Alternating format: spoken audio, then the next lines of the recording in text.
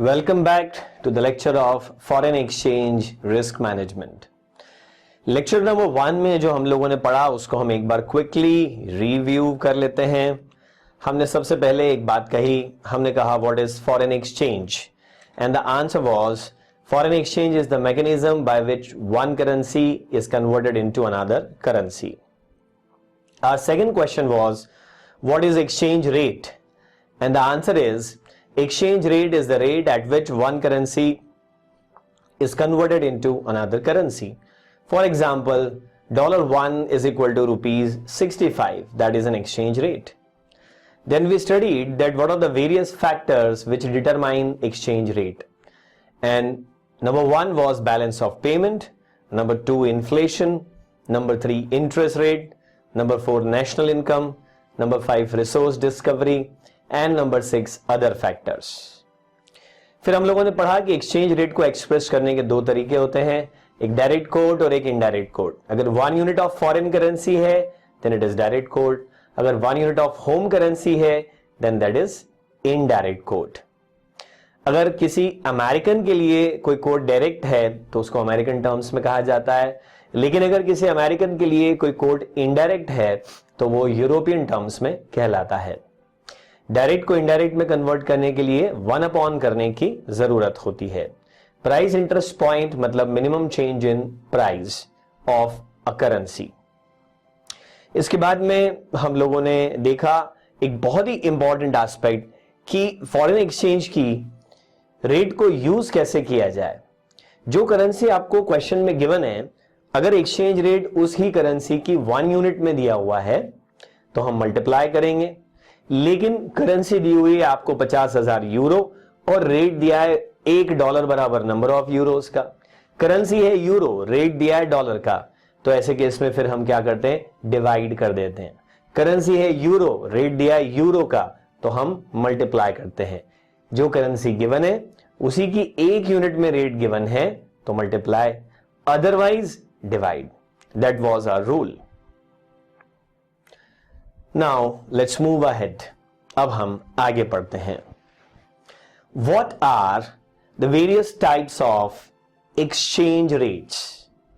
Exchange rate कितने type की होती है? बेसिकली तो 2 टाइप हैं, एक बिड रेट है और एक आस्क रेट है। और आस्क रेट को ऑफर रेट के नाम से भी जाना जाता है। क्वेश्चन ये है कि 2 रेट्स क्यों हैं? आप याद करिए लास्ट लेक्चर में मैंने क्या कहा था आपको कि एक फॉरेन एक्सचेंज डीलर होता है, वो डीलर एक्सपोर्टर से करेंसी खरीदता है और इंपोर्टर को वही करेंसी बेचता है। इमेजिन करिए कि आप फॉरेन एक्सचेंज डीलर हैं और आपके पास एक एक्सपोर्टर आया और आपने उससे $1 लाख परचेज कर लिए 65 रुपीज के रेट पर, यानी आपने उसको 65 लाख रुपीज दे दिया। फिर थोड़े टाइम बाद एक इंपोर्टर आपके पास आया। अब आप बताइए कि उसको $1 लाख अगर आप सेल कर रहे हैं तो किस रेट पर सेल करेंगे? क्या आप 65 में परचेज किया था, क्या आप 65 में ही सेल कर देंगे, या 65 से कम रेट पर सेल करेंगे, या 65 से भी ज्यादा रेट पर आप सेल कर देंगे? यस, यू आर राइट, 65 से ज्यादा रेट पर सेल करेंगे। सपोज आपने सेलिंग का रेट डिसाइड किया 66, तो जिस रेट पर you are ready to buy foreign currency 65 is termed as bid rate. B for bid, B for buying, खरीदने वाली रेट, डीलर की खरीदने वाली रेट। और जिस रेट पर आप फॉरेन करेंसी सेल करने के लिए तैयार हैं that is ask rate, ASK, S for selling rate. So ask will always be greater than the bid rate. तो अब अगर कोई कस्टमर, कोई क्लाइंट, इंपोर्टर, एक्सपोर्टर आपके पास आता है और आपसे यह पूछता है कि भाई साहब आपके डॉलर की रेट कितनी है, तो आप बोलेंगे $1 इज इक्वल टू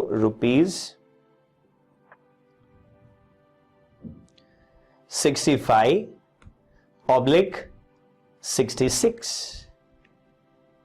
इस तरह का एक कोटेशन आप दे देंगे। This is termed as two way quote, जिसमें लेफ्ट हैंड साइड पर जो रेट लिखी जाती है ऑब्लिक के लेफ्ट पर, that is bid rate, it is the smaller rate.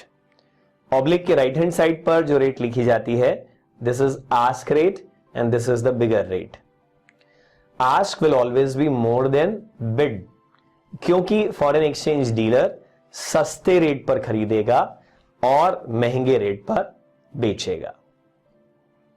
All right, bid और आस्क रेट तो अपनी जगह पर सही है, लेकिन इसके अलावा भी अगर हम देखें तो एक्सचेंज रेट जो है वो दो टाइप की होती है।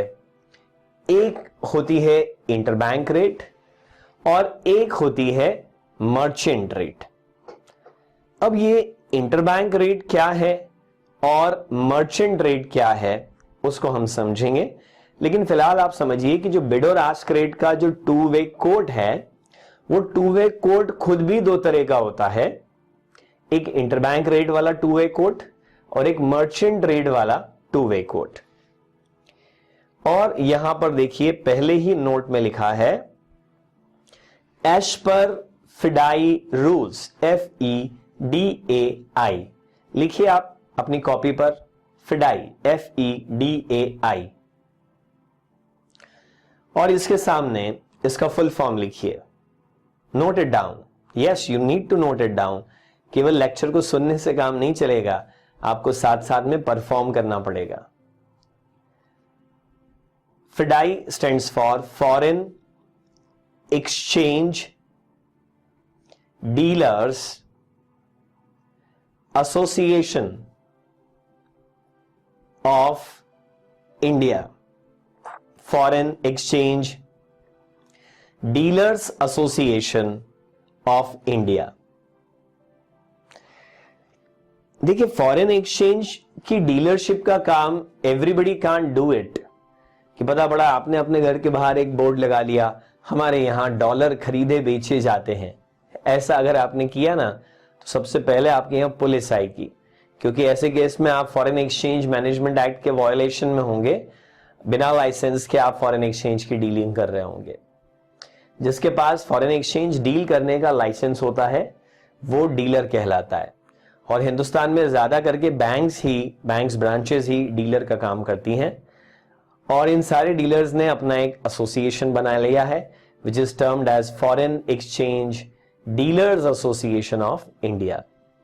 ये कोई छोटा मोटा एसोसिएशन नहीं है कि किसी छोटे से टाउन का कपड़ा व्यापारी एसोसिएशन या किराना व्यापारी association, it's not like that. ये जो एसोसिएशन है ये एक बहुत ही स्ट्रांग, बड़ा और पावरफुल एसोसिएशन है। आप देखिए इसकी अपनी एक वेबसाइट है, foreign exchange dealers association of India, और उसके नीचे लिखा है registered under section 25 of the companies act 1956। Companies act 2013 में, जिसको सेक्शन नंबर 8 कहते हैं, कंपनीज एक्ट 1956 में वही सेक्शन नंबर 25 थी, and that was for not for profit company. FIDAI is a company registered under companies act, but इसका motive profit कमाना नहीं है, अपने मेंबर्स यानी कि फॉरेन एक्सचेंज डीलर्स का अपलिफ्टमेंट करना, उनकी मदद करना है। देखिए यहां पर काफी कुछ जो है वो कोटेड है, यहां पर काफी सारी चीजें दी हुई है इस एसोसिएशन के बारे में।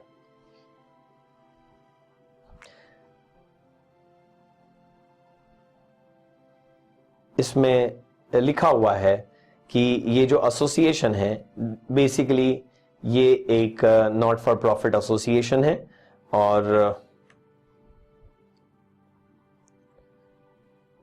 FIDAI was set up in 1958 as an association of banks dealing in foreign exchange in India, typically called authorized dealers or ADs, as a self-regulatory body, and is incorporated under Section 25 of Companies Act 1956. Its major activities include framing of rules governing the conduct of interbank foreign exchange business among banks vis-a-vis public, and licensed with RBI for reform and development of foreign exchange market. So that is actually FIDAI. Let's come back to our notes. As per FEDAI rules सारे dealers को फिडाई rule मानना जरूरी होता है. Interbank bid and ask rates are quoted up to 4 decimal points. Interbank rate को decimal के बाद 4 digit तक बताया जाता है. क्वेश्चन ये है कि इतनी सारी डिजिट्स तक क्यों बताते हैं. देखो भाई, millions and billions of dollars की डील होती है तो रेट में एक्यूरेसी होना तो जरूरी है. और उसमें भी लिखा है the last 2 digits in multiple of 25. आखिरी की 2 डिजिट जो है वो 25 के मल्टीपल में होगी. यानी लास्ट 2 डिजिट्स जो हैं या तो वो 25 होगी, या फिर वो 50 होगी, या फिर वो 75 होगी, या फिर वो लास्ट 2 डिजिट्स जो है 00 होगी. जैसे एक एग्जांपल आप यहीं पर कोटेड देख रहे हैं, and this is $1 is equal to rupees 65.3650/3825. देखिए, जो बिड रेट है उसके लास्ट 2 डिजिट्स 50 है, और जो आस्क रेट है उसके लास्ट 2 डिजिट्स 25 है. तो इंटरबैंक रेट्स को डेसिमल के बाद 4 डिजिट तक कोट किया जाता है, और उसमें आखिरी की 2 डिजिट 25 के मल्टीपल में होती है, ऐसा फिडाई ने कहा. यू मे बी थिंकिंग कि सर हमने तो फेमा के बारे में सुना था और आरबीआई के बारे में सुना था, ये फिडाई कहां से आ गया. एक्चुअली फेमा तो सबसे टॉप पर है फॉरेन एक्सचेंज के मामले में. फेमा तो सिर्फ ब्रॉडली ये बताता है what to do what not to do, but how exactly to do that, वो जो पूरा प्रोसीजरल एस्पेक्ट है वो फिडाई रूल्स के अंदर बताया गया है. दूसरा एक पॉइंट आप देखिए, यहां लिखा है ask is always higher than the bid. देखो, 2 टाइप के रेट है, एक इंटरबैंक एक मर्चेंट है. अभी हम इंटरबैंक की बात कर रहे हैं, फिर मर्चेंट की भी करेंगे. जो आस्क रेट है वो हमेशा बिड रेट से ज्यादा होती है. ऑब्वियस सी बात है कि सस्ता खरीदेगा डीलर, बिड छोटा होगा, और महंगा बेचेगा, आस्क बड़ा होगा. और बिड और आस्क रेट के बीच जो डिफरेंस है वो बिड आस्क स्प्रेड कहलाता है. It can also be expressed in percentage terms. Bid ask spread को आप रुपी टर्म्स में भी बता सकते हैं, और बिड आस्क स्प्रेड को आप परसेंटेज टर्म्स में भी बता सकते हैं. जैसे आप यहीं पर देखिए, ये जो रेट दिया हुआ है 65.3650/3825, तो जरा माइनस करके देखिए आप अपने कैलसी पर.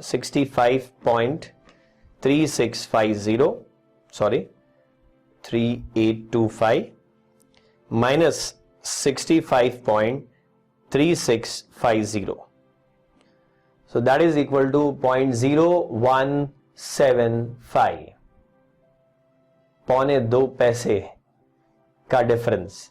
This is bid ask spread. ये रुपी टर्म्स में है 0.0175. इसी को परसेंटेज टर्म्स में अगर एक्सप्रेस करना हो तो देखिए हम क्या करेंगे. It's here. इस डिफरेंस को हम बिड रेट से डिवाइड करते हैं. Yes, that is the tradition. किसको हम किससे डिवाइड करते हैं? बिड रेट से. So let's divide it by 65.3650 and then multiply it by 100 to get it in percentage terms. So that is 0.0268%. Examination question आपको एक 2-वे कोड दे करके bid ask spread calculate करने को बोल सकता है, और वाइस वर्सा वो एक बिड रेट दे दे और स्प्रेड दे दे और आपको कहा जाए कि आप आस्क रेट कैलकुलेट करें. चलो एक छोटी सी टेस्ट आपके लिए लेते हैं, देखते हैं आपको बात कितनी समझ में आई है. मैं यहां एक एग्जाम्पल इंट्रोड्यूस कर देता हूं.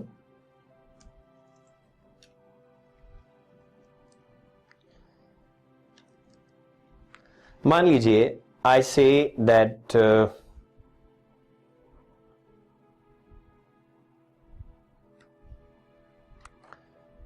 €1 is equal to,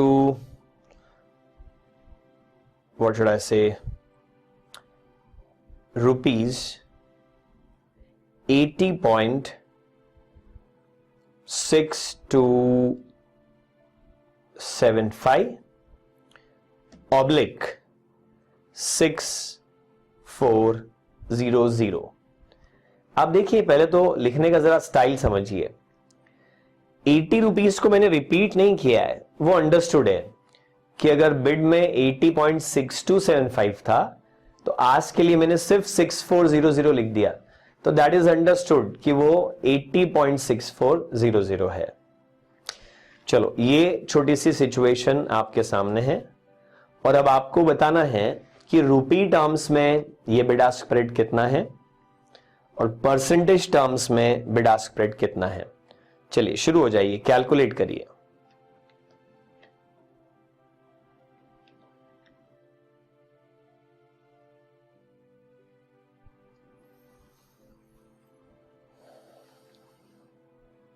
कितना है रुपी टर्म्स में? 0.0125, दैट्स राइट। अब परसेंटेज टर्म्स में भी निकाल लीजिए।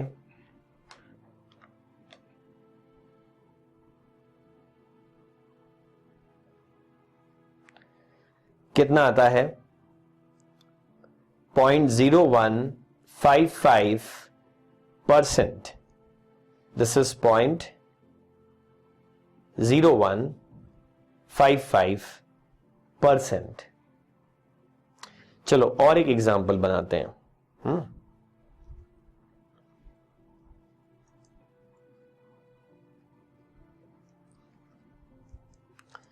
मान लीजिए हमने कहा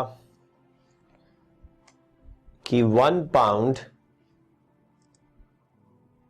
इज इक्वल टू 91 रुपीज, हम ले लेते हैं 91.2500 रुपीज।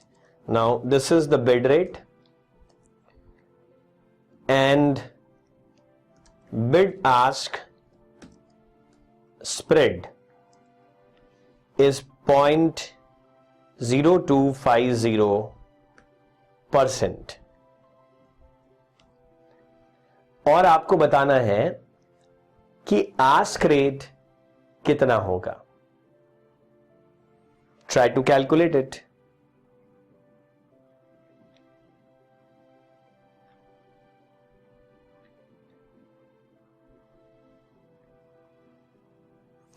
देखिए, बहुत सिंपल है कि आपको बिड रेट पे ही तो परसेंटेज को प्लस करना है, तो आप कैलकुलेटर पर टाइप करिए 91.2500 प्लस, यस आपको प्लस साइन प्रेस करना है, प्लस 0.025%। तो आंसर आएगा 91.2728। Here the ask rate will be 91.2728। अगर हमको इसको कहीं कोट करना है तो फिडाई रूल्स के हिसाब से इसको 25 के मल्टीपल में होना चाहिए, तो 91.2725 ऐसा हम कोट कर सकते हैं। मैं एक बार आपको फिर कैलकुलेट करके बताता हूं। आप 91.25 टाइप करिए, प्लस 0.025% कर दीजिए and you will get 91.2728। अगर इसको कोट करना है कहीं तो 25 के मल्टीपल्स में कर देंगे, तो दैट विल बिकम 91.2725। रेट दिया हो तो हम स्प्रेड कैलकुलेट कर सकते हैं, और स्प्रेड दिया हो तो हम रेट भी कैलकुलेट कर सकते हैं। ओके, अभी तक हमने सिर्फ एक बात को एक्सप्लोर करा। एक्सचेंज रेट दो तरह की होती है, एक बिड होती है, एक आस्क होती है। Bid is for buying, ask is for selling. Dealer bid पे खरीदता है, आस्क पे बेचता है। बिड छोटा होता है, आस्क बड़ा होता है। दोनों के बीच का जो डिफरेंस है वो बिड आस्क स्प्रेड कहलाता है। अब देखिए अगला पॉइंट क्या लिखा है नोट्स में। Traditionally bid is return on left hand side while ask is return on right hand side. Bid को आप कहां लिखते हैं? लेफ्ट में। आस्क को लिखते हैं राइट में। छोटे वाली रेट ऑब्लिक बड़ी वाली रेट। एग्जाम्पल भी यहां कोटेड है, हमने ऑलरेडी देख भी लिया है। फिर देखिए एक और point. If the rate quoted to a dealer is $1 equal to ₹65.3650 oblique 3825। तो पहले तो ये बताओ इसमें से बिड रेट कौन सी है? क्या कहा? 65.3825। नहीं, बिड रेट पूछा है। Bid rate is 65.3650 and he wants to purchase $1 million at this price. तो वो आपस में कम्युनिकेट कैसे करते हैं जरा समझिए। मुझे, अगर आप भी एक डीलर है, मैं भी एक डीलर हूं, मुझे आपसे डील करना है, तो मैं आपसे अगर $1 million खरीदना चाहता हूं तो मैं बोलूंगा 1 माइन, मतलब $1 million मेरा हुआ। और अगर मैं यही $1 million आपको बेचना चाहता हूं तो मैं क्या टर्मिनोलॉजी यूज करूंगा? 1 yours। लुक, ये कम्युनिकेशन बहुत इंपॉर्टेंट है। मैंने बोला खरीदना है तो मैं बोल रहा हूं रुपया खरीदना है, आप समझ रहे हैं डॉलर खरीदना है। कुछ कंफ्यूजन हो सकता है। एक ही चीज को देखने के 4 नजरिए हो सकते हैं। मैं अगर आपको डॉलर बेच रहा हूं तो मतलब मैं डॉलर बेच रहा हूं और मैं रुपए खरीद रहा हूं। मैं डॉलर बेच रहा हूं मतलब मैं रुपए खरीद रहा हूं, और आप डॉलर खरीद रहे हैं मतलब आप रुपए बेच रहे हैं। एक चीज देखने के 4 एंगल। तो डीलर्स ने अपना एक तरीका बना लिया। अगर डीलर ने बोला 1 माइन मतलब 1 मिलियन फॉरेन करेंसी वो खरीदना चाहता है, और 1 yours मतलब वो 1 मिलियन फॉरेन करेंसी बेचना चाहता है। ये एक नोट है जस्ट। अब एक क्वेश्चन यहां पर अराइज होता है कि जब मुझे क्वेश्चन में बिड और आस्क दोनों रेट दी होगी तो मैं कौन सी रेट पर डील कर पाऊंगा? देखिए, इट्स वेरी सिंपल। इसके लिए हम एक काम करते हैं, हमको एक छोटा सा स्ट्रक्चर उसके लिए समझना पड़ेगा। कैसा होगा ये structure? I just tell you. देखो, 3 तरह की एंटिटीज हो गई। एक तो हो गया फॉरेन एक्सचेंज मार्केट, दूसरा हो गया फॉरेन एक्सचेंज डीलर, और तीसरा हो गया कस्टमर। एक हुआ मार्केट, दूसरा हुआ डीलर, और तीसरा हुआ कस्टमर। मार्केट और डीलर के बीच जिस रेट पर ट्रांजैक्शन होगा वो रेट इंटरबैंक रेट कहलाएगा, और डीलर और कस्टमर के बीच जिस रेट पर ट्रांजैक्शन होगा वो मर्चेंट रेट कहलाएगा। इस बात पर आप थोड़ा ध्यान दीजिए। मार्केट और डीलर के बीच जिस रेट पर ट्रांजैक्शन होगा वो इंटरबैंक रेट है, और डीलर और कस्टमर के बीच जिस रेट पर ट्रांजैक्शन होगा वो मर्चेंट रेट है। एक्चुअली स्ट्रक्चर कैसा होता है? मैं एक एक्सपोर्टर हूं, अब मेरे पास $1 मिलियन आए एक्सपोर्ट करके, तो मैं डीलर के पास जाऊंगा। सर, आप डीलर के पास क्यों जा रहे हैं? आप डायरेक्ट मार्केट में अप्रोच कर लीजिए। नहीं होता है ऐसा। आपको एक टूथपेस्ट खरीदना है तो आपको किराने की दुकान पे ही जाना पड़ेगा। आप हिंदुस्तान यूनिलीवर लिमिटेड का जो पूरे शहर का डीलर है उसके पास जाकर के एक टूथपेस्ट खरीदने का सौदा नहीं कर सकते हैं। वहां डील करने के लिए आप ऑथराइज नहीं है।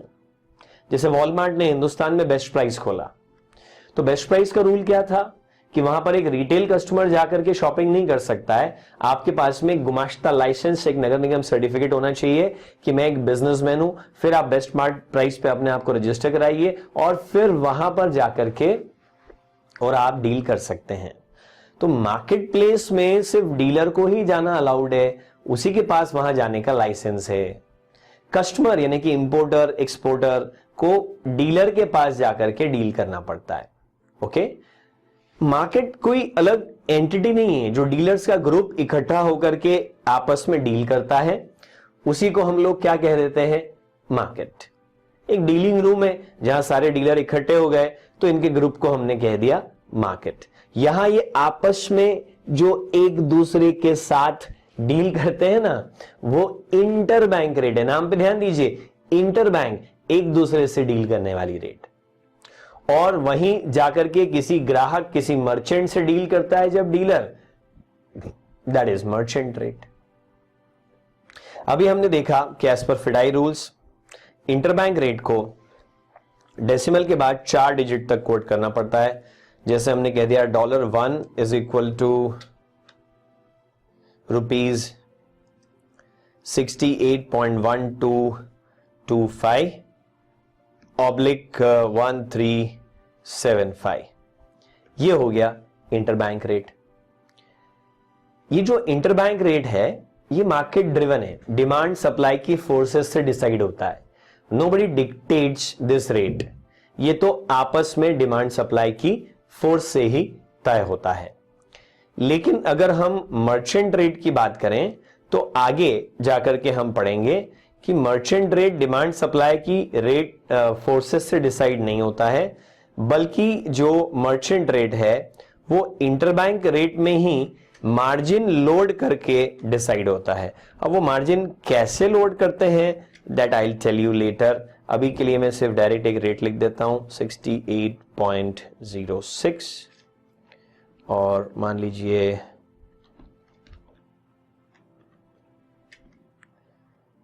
68.21। फिडाई रूल ये कहते हैं कि मर्चेंट रेट को या तो आप वैसे ही डेसिमल के बाद 4 डिजिट तक कोट करिए, 25 के मल्टीपल में लास्ट 2 डिजिट्स हों, या फिर एक छूट और दी गई है कि मर्चेंट रेट है ना, तो ट्रांजैक्शन साइज थोड़ा छोटा होता है तो उसको डेसिमल के बाद 2 डिजिट तक राउंडेड ऑफ करके भी लिख सकते हैं। और ये रेट डिमांड सप्लाई से नहीं डिसाइड होती है, बल्कि इंटरबैंक रेट में ही मार्जिन को माइनस या प्लस करके ये रेट कैलकुलेट हो जाती है। ओके, तो मार्केट और डीलर जिस रेट पर डील करते हैं that is termed as interbank rate, और डीलर और कस्टमर, कस्टमर मतलब इंपोर्टर एक्सपोर्टर, आपस में जिस रेट पर डील करते हैं that is termed as merchant rate. अब जरा आप बात को समझिए कि इस रेट का इस्तेमाल होगा कैसे। I just tell you. एक बात को आप समझें कि एक है मार्केट और एक है डीलर। आपको क्या लगता है दोनों में से ज्यादा पावरफुल या बड़ी अथॉरिटी कौन सी है? Yes, that's true, market. जब डील मार्केट और डीलर के बीच में हो रही हो तो देखो, जब दो पार्टी सौदा करती है ना तो एक पार्टी रेट कोट करती है और दूसरी पार्टी उस रेट पर डील करती है। एग्जाम्पल के लिए आप एक शॉपिंग मॉल में गए, वहां एक डमी पर लगा हुआ टी शर्ट आपको बड़ा पसंद आया। क्या होगा अब? क्या आप जाके ये बोलेंगे कि भाई साहब ये टी शर्ट पैक कर दीजिए 50 रुपए में? नहीं, आप कैसे रेट कोट करेंगे? आपकी दुकान थोड़े ही है, आप तो वहां कस्टमर हैं। आप दुकानदार शॉपकीपर नहीं है, आप कस्टमर हैं। आप पूछेंगे भाई साहब ये टी शर्ट कैसा दिया? फिर वो बोलेगा ये हम 1200 रुपए में बेचते हैं। फिर अगर आपको ये रेट अच्छा लगे तो आप डील करिए, नहीं अच्छा लगे तो डील मत करिए। जो रेट कोट करता है उसको हम बोलेंगे कोट मेकर। तो मार्केट हो गया यहां पर कोट मेकर, और जिसने ये रेट पूछा है, जो चाहे तो इस रेट पर डील कर सकता है, वो हो गया कोट टेकर। आसान शब्दों में बोलो तो मार्केट दुकानदार है और डीलर उसका ग्राहक। अब समझिए कि जो कोट मेकर है उसके लिए रेट्स हमेशा फेवरेबल रहेंगे। उसकी दुकान है तो वो अपने फेवर के रेट रखेगा। वो बोलेगा कि हम 1225 वाली रेट पर रेडी टू बाय हैं। रेडी टू बाय कौन सी वाली रेट पर? 68.1225 वाली रेट पर रेडी टू बाय, और 1375 वाली रेट पर रेडी टू सेल। इसका मैं कलर चेंज कर देता हूं ताकि ये विजिबिलिटी आपको इसकी अच्छी आ जाए, ठीक से ये नजर आ जाए। मार्केट बोल रहा है कि मैं डीलर से 68.1225 में डॉलर खरीदने को तैयार हूं, I am ready to buy, और मैं डीलर को 68.1375 की रेट पर बेचने के लिए तैयार हूं, I am ready to sell. ये दो रेट हो गए। अब हम डीलर के एंगल से देखें कि उसके एंगल से ये रेट कैसा है। He can buy, can sell, I am sorry, and can buy. How, मैं आपको अभी एक्सप्लेन करता हूं।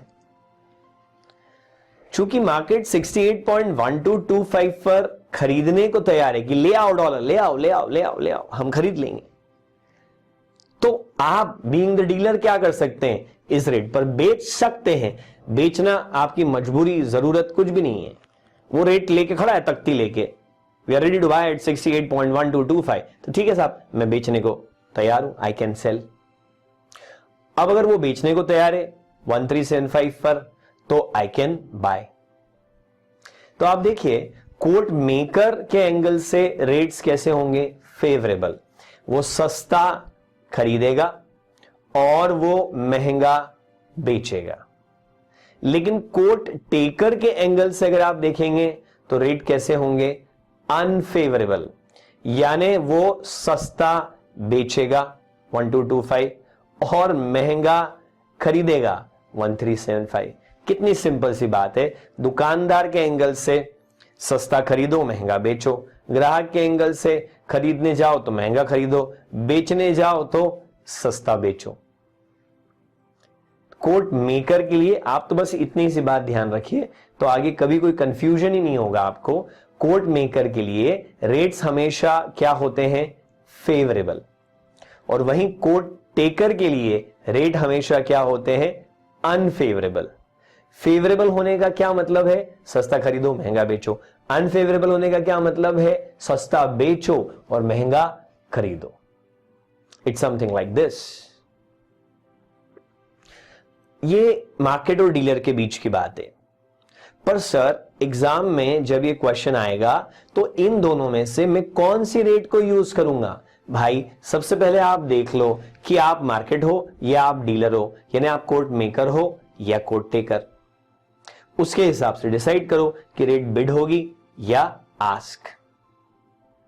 लेकिन अगर क्वेश्चन में यह भी ना बताया हो कि आप कौन हैं, आप मार्केट हैं या आप डीलर हैं, तो ऐसे केस में आप हमेशा अपने आप को कोट टेकर अज्यूम कर लो। क्वेश्चन बता दे कि आप कोट मेकर हैं कि कोट टेकर हैं, लाइक आप डीलर हैं, आप कस्टमर हैं, आप मार्केट हैं, तब तो वैसा आप रेट देख लीजिए। पर अगर क्वेश्चन साइलेंट हो तो आप अपने आप को हमेशा क्या मानिए, कोट टेकर। अरे भाई वो जो एग्जाम में क्वेश्चन आया है वो आपने बनाया है कि आप पढ़ रहे हो। आई एम आस्किंग कि एग्जाम में जो क्वेश्चन आया है वो आपने बनाया है या आप पढ़ रहे हो। ऑब्वियसली आप पढ़ रहे हो, जिसने बनाया है वो मेकर है और आप पढ़ रहे हो तो आप टेकर हो। क्वेश्चन साइलेंट है तो ऐसा अजम्पशन ले सकते हैं। एक नोट लिख लो आप, that will be good for you. Is silent, we can assume that we are quote taker.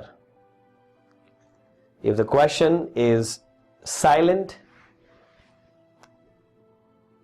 we can assume that we are quote taker. चलिए अब इतना डिस्कशन करा है तो जरा डीलर और कस्टमर वाली रेट के बारे में भी बात कर लेते हैं। ये रेट कहां से आई है, इसका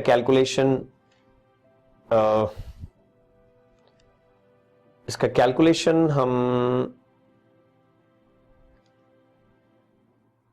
बाद में समझ लेंगे, या चलो लेट्स डू वन थिंग, अभी देख ही लेते हैं हम एक बार, क्योंकि एक्चुअली दो क्वेश्चंस के बाद में कंसेप्ट कवर हो रहा था, लेकिन फिर भी अब पहले हम इसको डिस्कस कर लेते हैं। देखिए मर्चेंट बिड रेट और merchant ask rate, merchant bid rate कैसे आती है? इंटरबैंक बिड में से मार्जिन माइनस कर दो। और मर्चेंट आस्क रेट कैसे कैलकुलेट होती है? इंटरबैंक आस्क में मार्जिन प्लस कर दो। आई रिपीट, मैंने कहा था interbank rate is market driven rate, it is decided by forces of demand and supply, while merchant rate is a calculated rate and it is calculated with the help of interbank rate. Now normally what do you listen is that margin is added, but why are we deducting margin over here?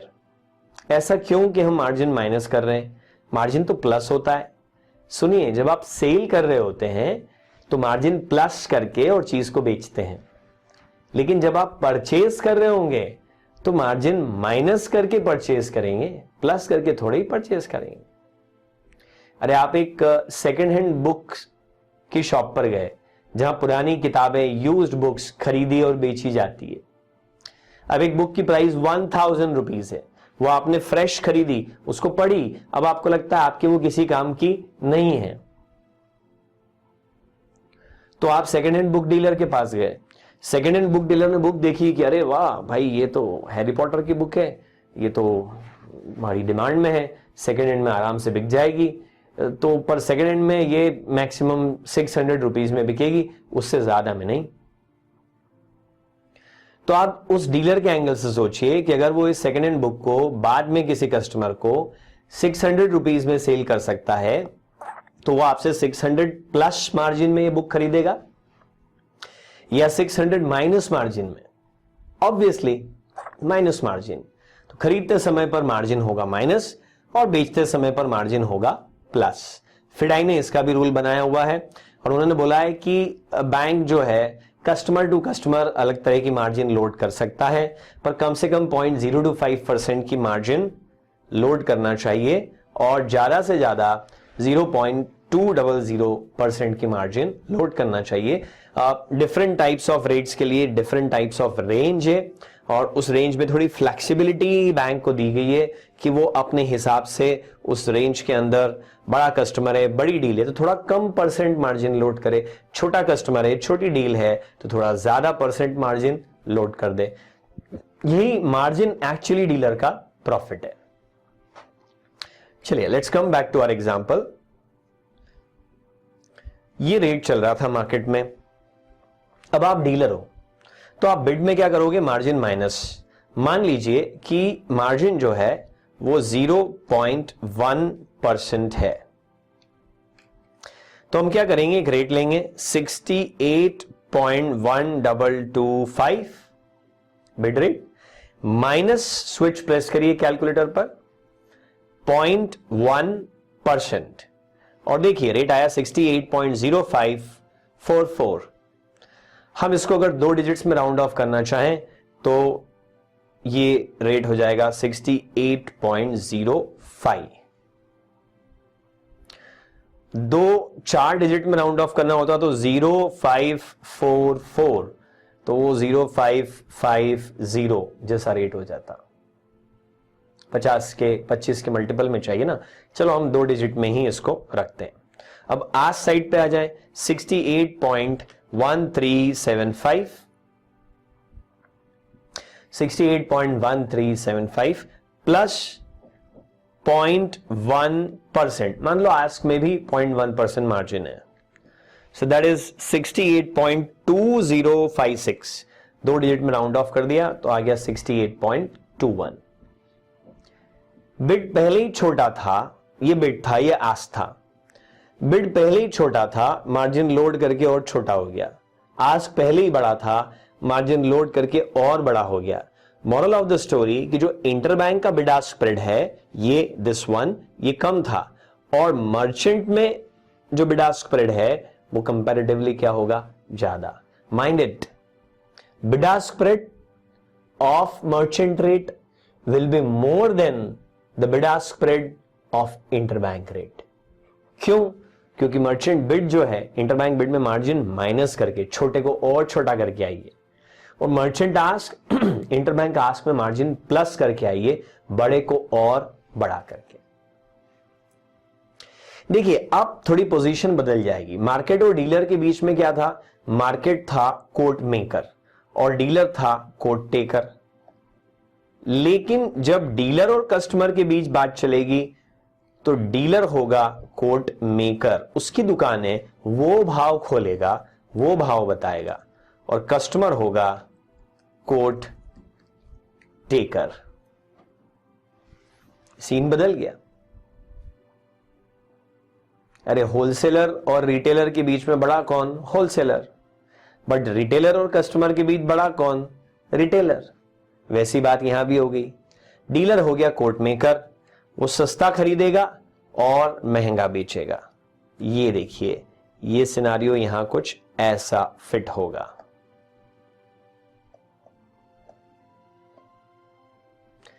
$68.05 के rate पर dealer is ready to buy dollar. 5 पैसे में dollar ले लूंगा, आजा भाई। अरे 5 पैसे में 68 तो अंडरस्टूड है ना, वो तो रेट चल ही रहा है अभी।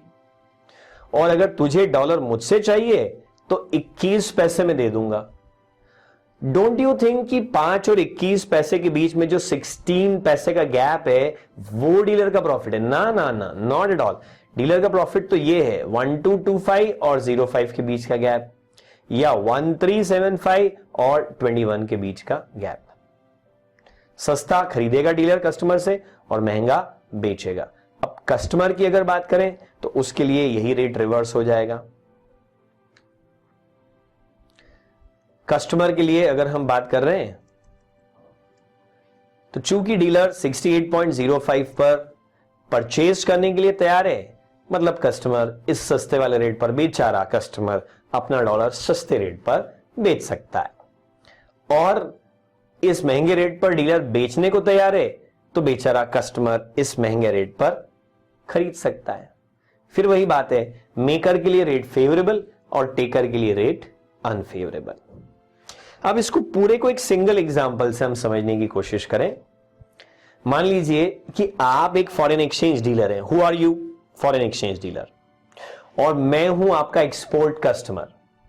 मैंने गुड्स एक्सपोर्ट करा तो क्या होगा? मुझे डॉलर मिलेगा या मैं डॉलर पे करूंगा? Tell me. डॉलर मिलेगा। तो आप क्या करेंगे मुझसे डील? क्या आप मुझसे डॉलर खरीदेंगे या आप मुझे डॉलर बेचेंगे? राइट, आप मुझसे डॉलर खरीदेंगे, क्योंकि मैं डॉलर कमा के लाया हूं ना, तो मैं आपको दूंगा, आप मुझसे डॉलर लेंगे। मैं आपके पास आया, मैंने बोला भाई साहब डॉलर लेंगे क्या? I have got 1 lakh dollar. आपने बोला यस सर, जरूर लेंगे, पर जरा रेट के लिए मैं आपको बताता हूं, ऐसा आपने कहा। फिर आप तुरंत मार्केट फोन लगाओगे, क्यों भाई डॉलर लोगे क्या? मार्केट बोलेगा हां जरूर लेंगे। अच्छा बताओ मार्केट आपसे डॉलर किस रेट में लेगा? सस्ता, 68.1225। तो आपने मार्केट से पूछा कैसा लोगे? उसने बोला 68 रुपीज 12 पैसा 25 पॉइंट्स। तो आपने फटाफट अपना मार्जिन लेस करा और आपने कस्टमर को क्या बोला? आ जाना, तेरा डॉलर 5 पैसे में ले लेंगे। क्यों? क्योंकि मार्केट 12 पैसे में आपसे डॉलर लेने को तैयार है। तो ये जो 7.25 पैसे 0.0725 एक्स्ट्रा है, यही आपका प्रॉफिट है। आई रिपीट कि मार्केट आपसे 1225 में डॉलर लेगा, 12 पैसे में राउंड फिगर में बात करो तो, इसलिए आप मुझसे 5 पैसे में लेने को तैयार हो गए। यानी जो मेरे साथ आप कॉन्ट्रैक्ट करते हैं तो इमीडिएटली उसका बैकअप कहां ले लेते हैं? मार्केट में। डीलर अपने पास रिस्क नहीं रखता है कि डॉलर खरीद के झोला भर के रख लो, फिर कोई आएगा तो बेचेंगे। अरे फिर कोई आएगा तो बेचेंगे, तब तक रेट गिर गया तो। डीलर इमीडिएटली इधर कस्टमर से डील हुआ, उधर मार्केट में उतार देगा, बैकअप ले लेगा। तो बिड का बैकअप बिड पर आएगा। सिमिलरली आस्क का बैकअप आस्क पर आएगा। कैसे? फिर वही, आप फॉरेन एक्सचेंज डीलर, मैं आपका कस्टमर। मैं आया, भाई साहब मैंने इंपोर्ट करा है गुड्स, मुझे डॉलर देना है, क्या आप मुझे डॉलर देंगे? आपने बोला जरूर देंगे। आपने तुरंत मार्केट फोन लगाया, मार्केट भाई साहब आप डॉलर देंगे? मार्केट भाई साहब ने बोला यस, ले जाओ, 1375 पर जितने चाहिए डॉलर ले जाओ।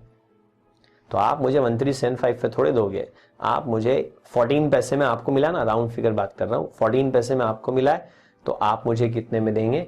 21 पैसा में दे देंगे। और ये 7 पैसे फिर से क्या हो जाएगा, आपका प्रॉफिट हो जाएगा, 7 सवा 7 पैसे। बिड का बैकअप किस पे आता है, बिड पर, और आस्क का बैकअप किस पे आता है, आस्क पर। हो सकता है कि इतने डिटेल्ड एक्सप्लेनेशन के बाद भी किसी स्टूडेंट को इसमें कोई कंफ्यूजन रह जाए, तो आपके हाथ में मेरी चाबी है, थोड़ा सा वीडियो को स्लाइड पीछे करिए, वापस से इस हिस्से को देख लीजिए and you will be happy.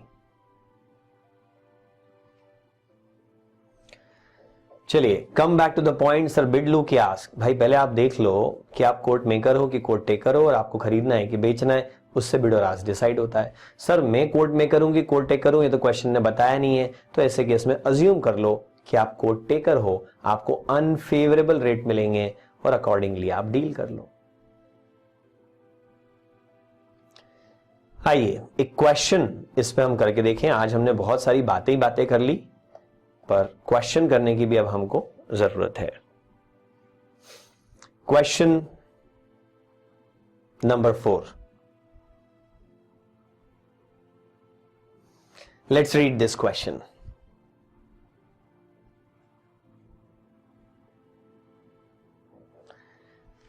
ICICI Bank, an authorized dealer, approaches the dealing room of RBI today. लो जी, बहुत कुछ डिसाइड हो गया। आप हो ICICI बैंक और आप पहुंचे RBI के डीलिंग रूम में, यानी कि मार्केट में, तो आप हो गए कोट टेकर और अब आपको डील करना है। Presently the interbank market quote is $1 equal to ₹68.2525 oblique 5050, 25-25-50-50 interbank market rate है ये। इसमें मार्केट कौन है, कोट मेकर, डीलर यानी कि ICICI बैंक, यानी कि आप कौन है, कोट टेकर। अच्छा चलो बताओ 68.2525 के रेट पर मार्केट क्या करने को, what is the relevance of 68.2525 for market?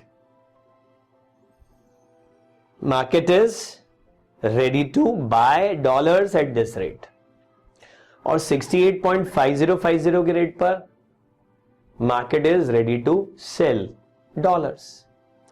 68.2525 के रेट पर dealer is ready to sell dollars, सस्ता बेचेगा ना वो बेचारा, तो कोट टेकर है, बेचा रहा है। और 50-50 के भाव पर ही कैन बाय, वो चाहे तो खरीद सकता है। ठीक है, क्वेश्चन हमसे क्या पूछता है, क्वेश्चन पूछ रहा है interpret the quote that we have already done and give answer to the following questions. पहला, टू परचेज $5,000, आप डीलर हैं, आप कोट टेकर हैं, आपके लिए रेट अनफेवरेबल है, आप बेचने जाएंगे तो सस्ता बिकेगा और खरीदने जाएंगे तो महंगा मिलेगा। आपको $5,000 खरीदना है अपने इंपोर्ट कस्टमर के लिए। हां, इंपोर्ट कस्टमर को देना है तो बाजार से तो खरीदना ही पड़ेगा।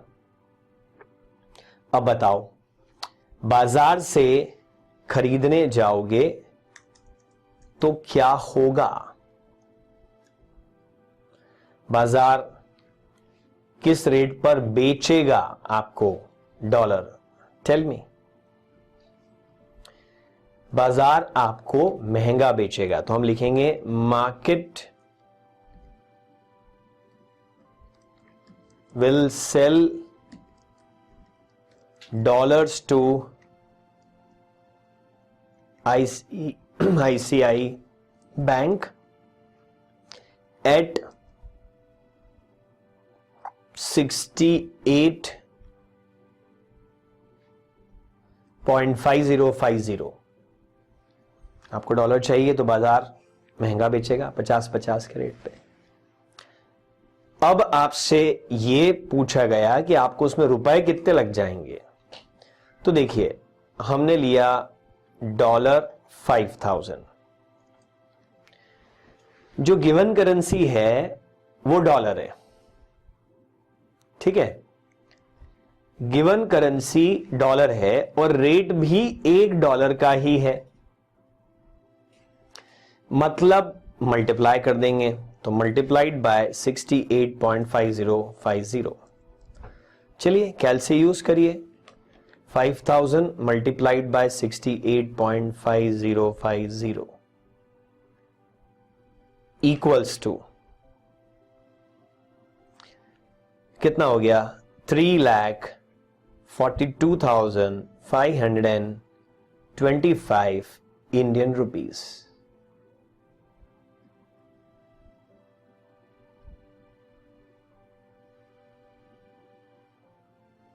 क्रॉस चेक करना चाहें तो आप कर लें।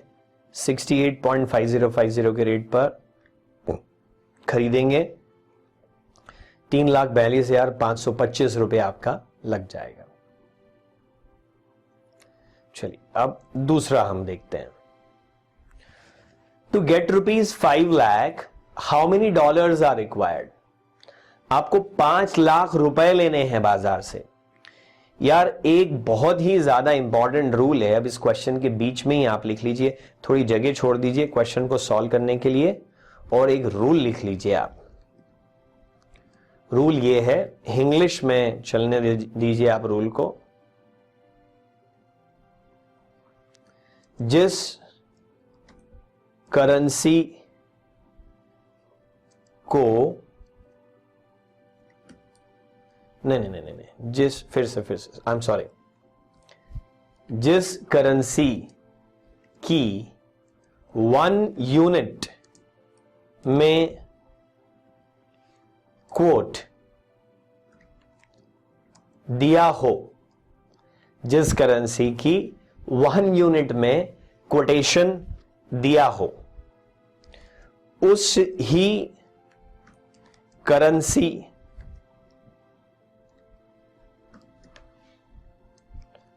को खरीदने या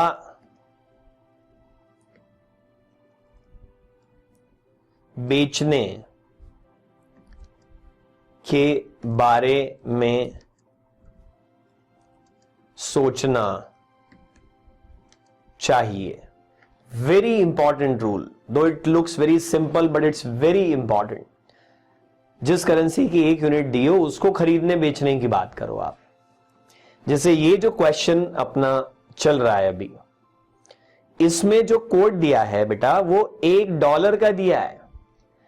तो don't you dare to talk about buying rupee and selling rupee. बिल्कुल हिम्मत मत करना कि रुपए खरीदूंगा रुपए बेचूंगा, फालतू बात। क्वेश्चन बोले रुपए खरीद, आप बोलना भाई साहब रुक जाओ, ये रुपए खरीदना मेरे को समझ में नहीं आता है, रुपया नहीं खरीदूंगा मैं, रुपया नहीं खरीदूंगा मैं, डॉलर बेचूंगा। सर ऐसा क्यों? Why are we talking in terms of dollar? Because my dear the rate is given in terms of $1। जिसकी 1 यूनिट दी हो ना उसको खरीदने बेचने की बात करो तो चीजें आसान हो जाएगी, नहीं तो अननेसेसरी कॉम्प्लिकेशन हो जाएगा। क्वेश्चन बोले रुपया खरीद, आप बोलोगे नहीं नहीं नहीं डॉलर बेचूंगा। क्वेश्चन बोले रुपया बेच, आप बोलो नहीं डॉलर खरीदूंगा। It's something like this.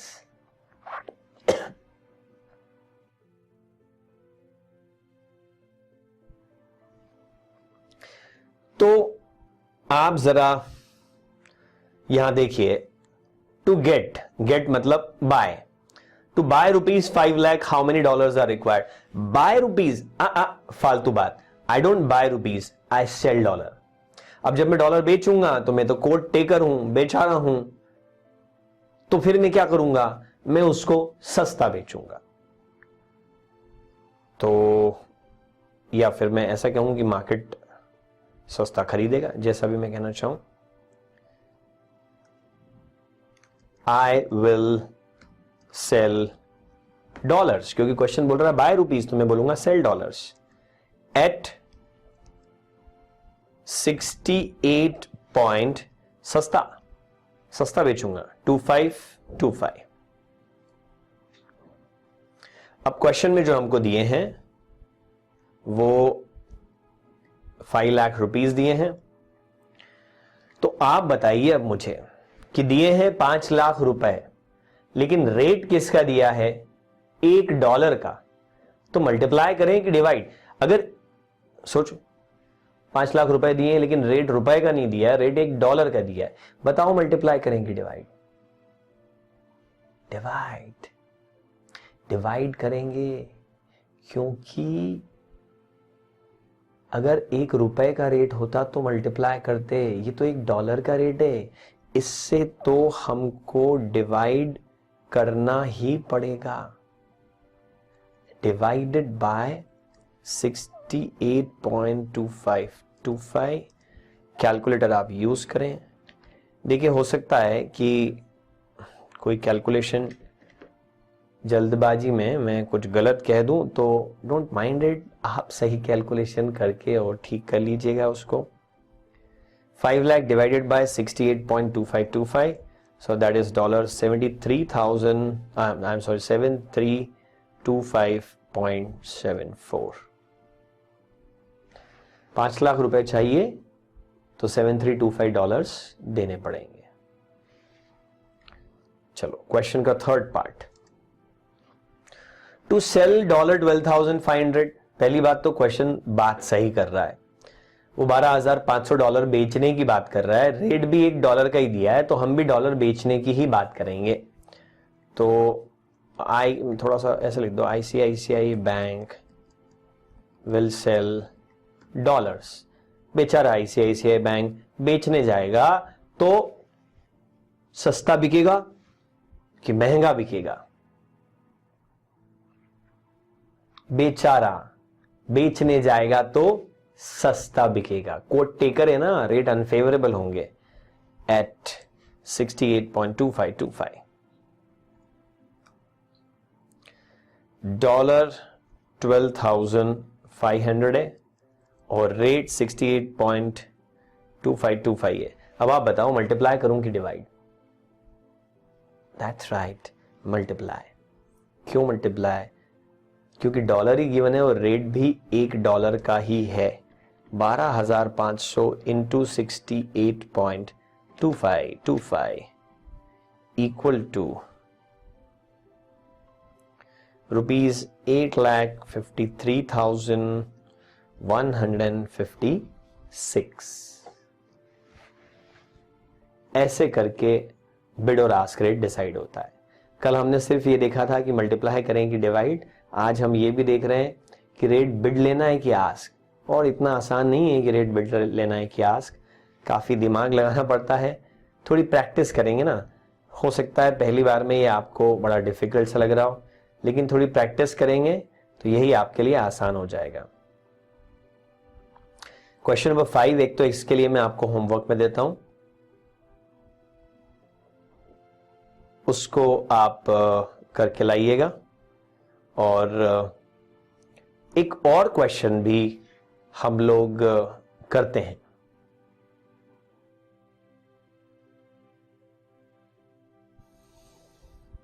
चलिए, तो मैं आपके लिए एक एग्जाम्पल और बना देता हूं यहां पर, जिससे कि शायद थोड़ा सा कंसेप्ट को एक्सप्लोर करने में आपके लिए इजी हो जाए।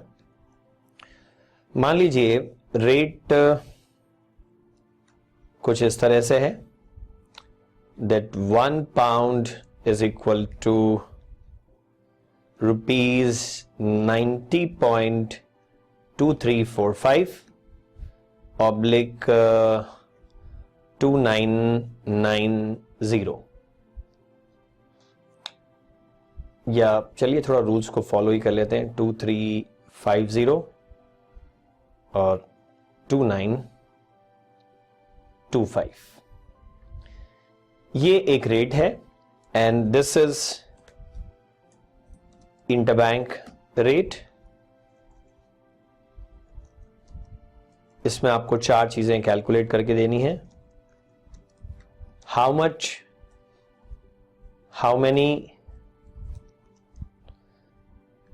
pounds are required to buy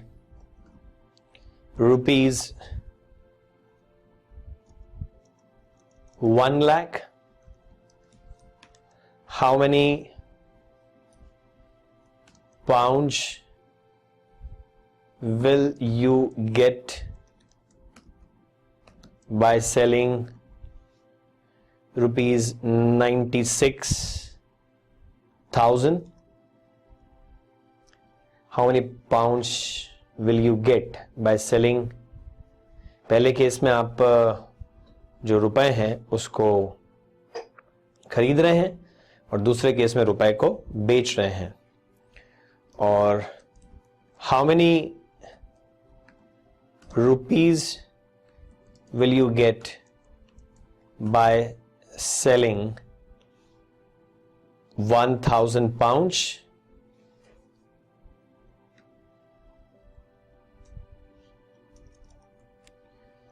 And how many rupees are required to buy I'm sorry, pound 2,000. लीजिए, एक एग्जाम्पल बन करके तैयार हो गया.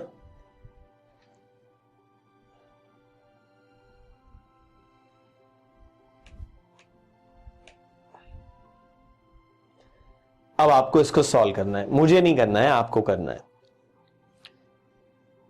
सबसे पहले आपको बोला how many pounds are required.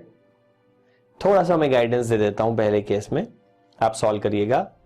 To buy rupees 1 lakh. तो देखो भाई, यहां पे मैंने साइन गलत लगा दिया है. ये पाउंड का साइन लगाना था, मैंने यूरो का लगा दिया है. क्वेश्चन बोल रहा है 1 लाख रुपए खरीद लो. हम बोलेंगे भाई साहब रेट 1 पाउंड का दिया है तो हम रुपए खरीदने की बात नहीं करेंगे, पाउंड बेचने की बात करेंगे. Pounds can be sold at. और एक बात ध्यान दीजिए, क्वेश्चन ने नहीं बताया कि आप कोट मेकर हैं या कोट टेकर. तो बताइए आप क्या करेंगे इस केस में? क्या अज्यूम करेंगे? Quote taker. सॉल्व करो क्वेश्चन का first part. Try to solve this.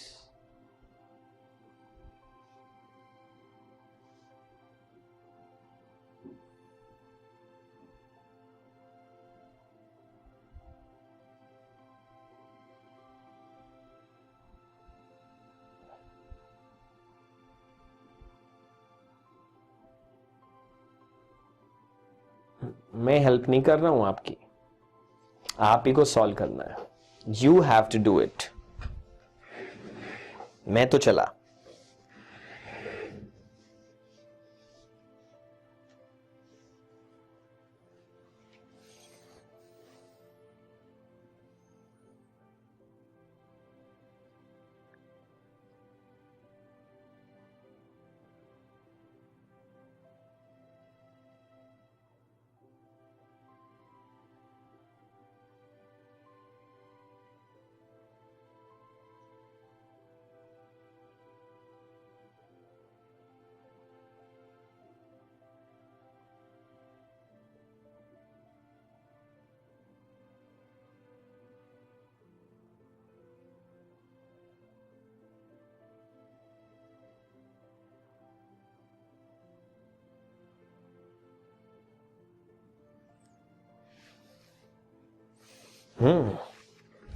कुछ सॉल्व हुआ आपसे? लेट्स सी.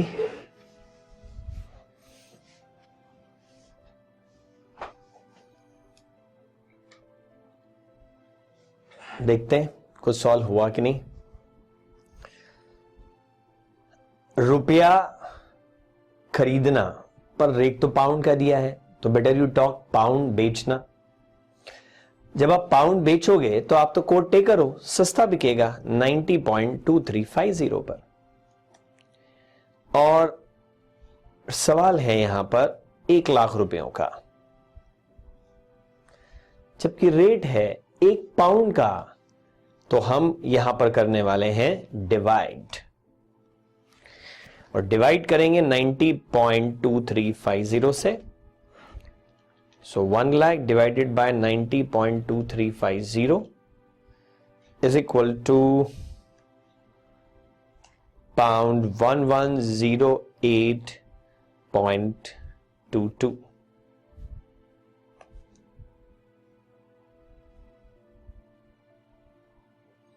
1,00,000 रुपए बेच करके और पाउंड आपको मिलेंगे 1108.22 रुपए खरीदना। अब देखो ये सॉल्यूशन गलत है और आप बेवजह मेरी हां में हां मिला रहे हो। क्या बोला मैंने कि आप रुपए खरीदेंगे, रुपए खरीदेंगे मतलब आप पाउंड बेचेंगे, और पाउंड बेचेंगे तो सस्ता बिकेगा। अरे ये तो सही है, इसमें तो कुछ भी गलत नहीं है। देखो मैं आपको आसानी से बार बार कंफ्यूज कर रहा हूं, इसका मतलब आपकी कंसेप्ट पे ग्रिप नहीं आ रही है। 1,00,000 रुपए खरीदने के लिए 1108 पाउंड देने पड़ेंगे। चलो सेकंड पार्ट करो ना, आप देखते हैं कितना आता है आपको। सेकंड पार्ट करो अब आप सॉल्व।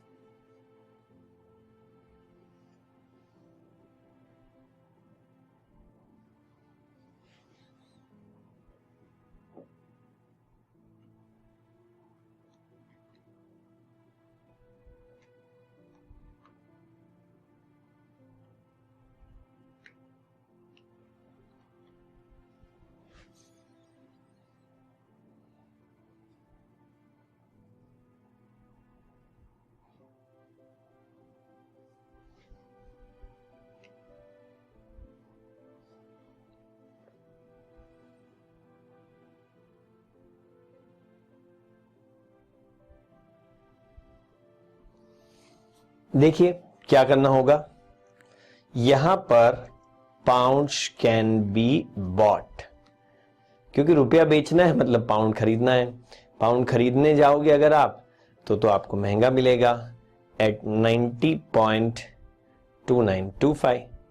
ओके, और फिर वही बात है कि आपके पास में जो रुपए हैं वो है 96,000।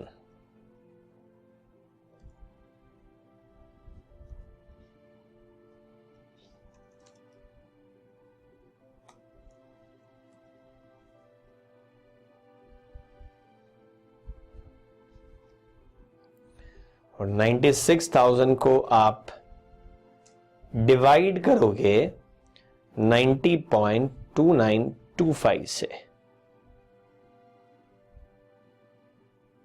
तो जो आपको आंसर मिलेगा that will B pound 1063.21।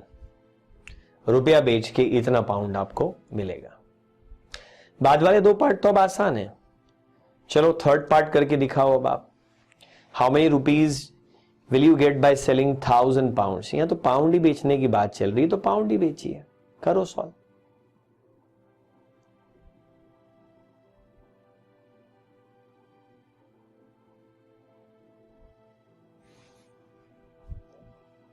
Pounds can be sold at, सस्ता 90.2350।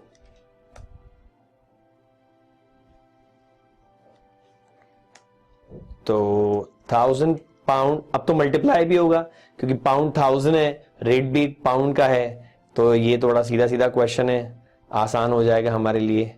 90,235,22235। चेक कर लो यार एक बार कैलकुलेशन।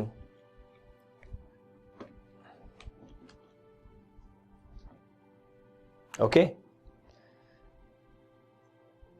और चौथा part, how many rupees are required to buy 2,000 pounds. तो पाउंड ही खरीदना है जी, पाउंड ही खरीदेंगे। Pounds can be bought, pound ही तो खरीदेंगे क्योंकि रेट पाउंड का ही दिया है, और खरीदने जाएंगे तो जी महंगा ही मिलता है हमको हमेशा। 90.2925।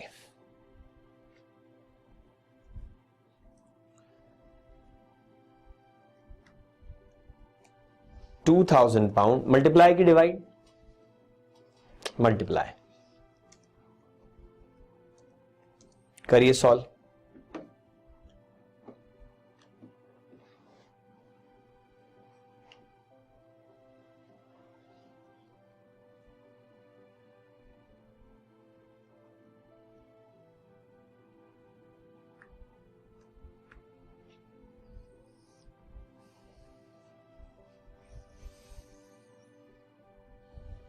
₹1,80,585 लग जाएंगे इतने पाउंड्स को खरीदने के लिए। ये पूरी स्टोरी हो गई कि किस तरह से आप बिड और आस्क रेट को यूज कर सकते हैं। अब देखिए, मैं और एक क्वेश्चन आपके साथ सॉल्व करूंगा तो आपसे हो ही जाएगा। इंपॉर्टेंट ये है कि आप प्रैक्टिस करें।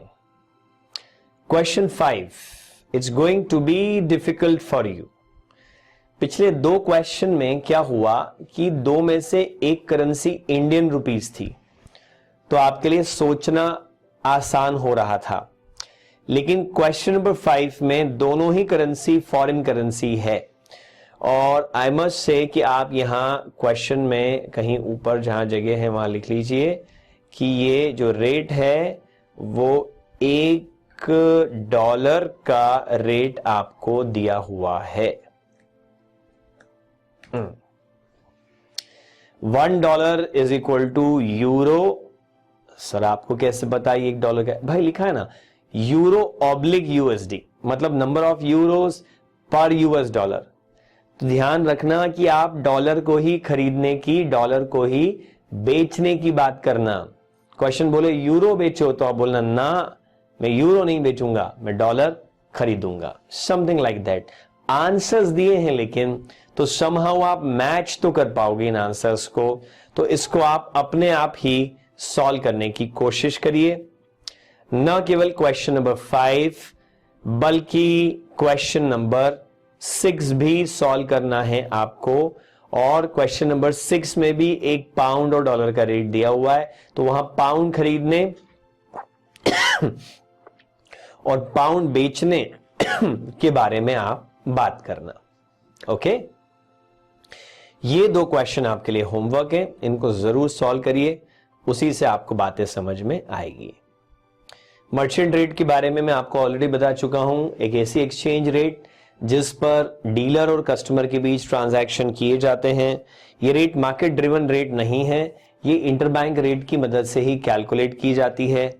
Merchant bid is equal to interbank bid minus margin, and merchant ask is equal to interbank ask plus margin. FEDAI rule ये कहते हैं कि या तो इनको डेसिमल के बाद 4 डिजिट तक कोट करिए, वही लास्ट 2 डिजिट्स 25 के मल्टीपल में, या फिर इनको डेसिमल के बाद 2 डिजिट तक कोट करके भी काम चलाया जा सकता है, लेकिन फिर वो राउंडेड ऑफ रेट होना चाहिए। मार्जिन कैसे लोड करते हैं, चलिए हम एक क्वेश्चन इस पर सॉल्व करके देखते हैं। क्वेश्चन नंबर 7 का फर्स्ट पार्ट हम अभी क्लास में करते हैं, सेकंड पार्ट आपके लिए होमवर्क होगा। Answer 7, calculate the merchant rates given the following interbank rates and margin. Great Britain pound 1 is equal to rupees 66.3250 oblique 4525। अरे सर पाउंड तो इतना सस्ता है नहीं। अरे भाई छोड़ो इस बात को, जिस दिन आप वीडियो देख रहे हैं उस दिन क्या रेट चल रहा है, या जिस दिन मैं इस वीडियो को रिकॉर्ड कर रहा हूं उस दिन क्या रेट चल रहा है, that's not really important. What is important is concept. 66.3250 oblique 4525। अब देखिए सेलिंग रेट का मार्जिन है 0.13% और बाइंग रेट का मार्जिन है 0.03%। तो हम बाय करते समय कम मार्जिन लोड कर रहे हैं, सेल करते समय ज्यादा। ठीक है, वो हमारी चॉइस है, हम जैसा चाहें वैसा कर सकते हैं। तो जब एग्जाम में एक क्वेश्चन आएगा तो सबसे पहले तो आपको फॉर्मूला लिखना पड़ेगा, that merchant bid is equal to interbank bid minus margin and merchant ask is equal to, लिखिए अपनी कॉपी में, इंटरबैंक आस्क प्लस मार्जिन। अब क्वेश्चन का फर्स्ट पार्ट सॉल्व कर देते हैं हम। हमको पहले बिड रेट निकालना है और इसमें हम लेंगे 66.3, आई एम सॉरी, इसमें हम लेंगे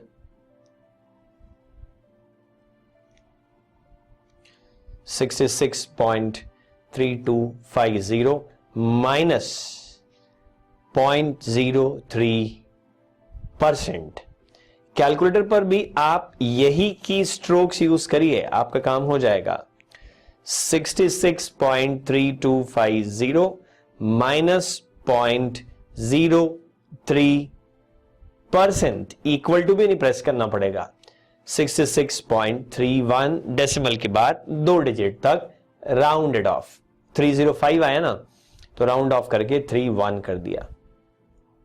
और इसी में जब मैं आस्क रेट निकालने जाता हूं तो 66.4525 प्लस होगा 0.130%, 66.4525 प्लस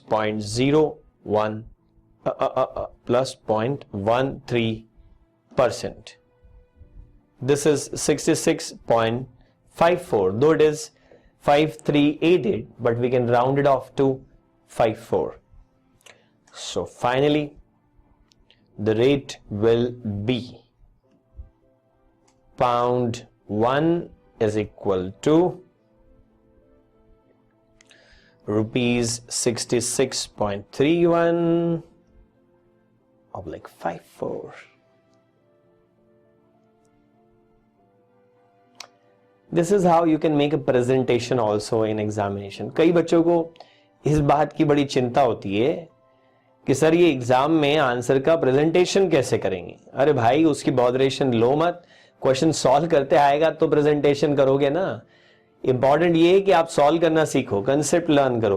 प्रेजेंटेशन तो एक सिंपल फ्लो है, साफ सुथरा सा लिखो, फॉर्मूला लिखो, फिगर पुट करो, स्टेप नंबर डालो, टेबल्स बना दो, बस हो गया प्रेजेंटेशन। उसकी अलग कोई रिक्वायरमेंट नहीं है। इसका सेकंड पार्ट मैं आपको होमवर्क के लिए दे रहा हूं, तो उसको आप सॉल्व कीजिएगा।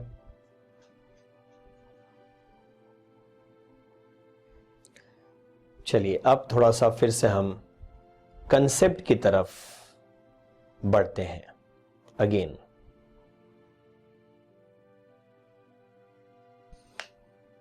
देखिए प्रैक्टिकली, मैंने एक वर्ड को बोल्ड किया है and that is practically. The international division of any bank calculates the merchant rate for variety of transactions. देखिए अभी क्या हुआ है कि हम लोगों ने जो एक रेट कैलकुलेट कर लिया, तो मैंने आपको क्या बोला उस रेट को लेकर के कि भाई एक मर्चेंट बिड है और एक मर्चेंट आस्क है। ऐसा नहीं होता है कि एक ही मर्चेंट बिड है और एक ही मर्चेंट आस्क है। मर्चेंट बिड भी कई तरह की होती है और मर्चेंट आस्क भी कई तरह की होती है। एक्सपोर्ट इंपोर्ट कस्टमर के लिए रेट मर्चेंट बिड आस्क अलग होती है। जो लोग simply telegraphic transfer, wire transfer of currency कर रहे हैं, उनके लिए बिड आस्क रेट अलग होती है। जो हार्ड कैश करेंसी की बाइंग सेलिंग बैंक से करना चाहते हैं, उनके लिए बिड आस्क की रेट अलग होती है। जो कस्टमर ट्रेवलर्स चेक खरीदते बेचते हैं, उनके लिए मर्चेंट बिड आस्क अलग होती है। जो customer prepaid cards, currency cards खरीदते बेचते हैं, उनके लिए रेट्स क्या होती हैं और भी अलग होती है। अभी पिछले एग्जांपल से हमको क्या लगा कि जब जब बैंक कस्टमर से डील करेगा, तब तब बैंक मार्केट में जाके उसका बैकअप भी लेगा। इधर कस्टमर से खरीदा तो हाथों हाथ मार्केट में बेचा। इनफैक्ट ये बेचने की रेट जब तय हो जाए तो मैं खरीदने की रेट कोट करूं, ऐसा हो गया ये तो। बट एक्चुअली देखो, बड़े ट्रांजैक्शन अगर हो रहे हैं मिलियंस ऑफ डॉलर्स में तो ऐसा करेंगे कि कस्टमर को एक स्पेशल रेट कोट करेंगे मार्केट से पूछ के, मार्जिन लोड करके। पर जो दिन भर छोटे मोटे ट्रांजैक्शन होते रहते हैं तो बैंक की देश भर में फैली हुई ट्रेजरी ब्रांचेस हैं, वो कहां तक हर किक के लिए दिन भर कैलकुलेशन करेगी। तो क्या होता है कि इंटरनेशनल डिवीजन जो होता है बैंक का, वो दिन की शुरुआत में एक मर्चेंट बिड और आस्क रेट अलग अलग टाइप के ट्रांजैक्शन के लिए कैलकुलेट करके सारी ब्रांचेस को इंटरनेट पर एक मैसेज डाल देता है, और दिन भर जब तक कि कोई बड़ा फ्लक्चुएशन उस दिन ना हो जाए, उसी जो रेट पर है ट्रांजैक्शन चलते रहते हैं। ऐसे रेट को कार्ड रेट कहा जाता है। तो ये जो कार्ड रेट है उसका एग्जाम्पल आप यहां पर देख पाएंगे। ये देखिए, थोड़ा सा छोटा फॉन्ट है लेकिन तभी सब कुछ दिख पाएगा। ये मैंने स्टेट बैंक ऑफ इंडिया का एक दिन का 9:20 का सुबह का कार्ड रेट लिया है। ये सारे के सारे रेट यहां पर आपके सामने हैं, स्टेट बैंक ऑफ इंडिया का कार्ड रेट। कितनी सारी करेंसी, आपको एटलीस्ट और कुछ नहीं तो दुनिया भर की कुछ पॉपुलर करेंसीज के नाम और उनके सिंबल याद हो जाएंगे। चलो पहले करेंसी के नाम ही पढ़ते हैं, ये भी बड़ा मजेदार काम होगा। यूनाइटेड स्टेट्स डॉलर, उसको यूएसडी कहा जाता है। यूरो, उसका सिंबल EUR है। Great Britain pound, GBP। Japanese yen is JPY। Swiss franc, अब स्विस फ्रैंक का सिंबल है CHF। यार ये तो SWF होना था, SW Swiss and F Frank. नहीं, एक्चुअली जैसे इंडिया को हिंदुस्तान भी बोलते हैं ना, हिंदी भाषा में भारत भी बोलते हैं ना। कोई बोले BHR, तो यार बोले BHR क्या होता है, तो भारतीय रुपया। तो बाकी लोग थोड़ी भारत समझते हैं, दुनिया तो इंडिया समझती है। तो वैसे ये स्विस फ्रैंक जो है CHF है।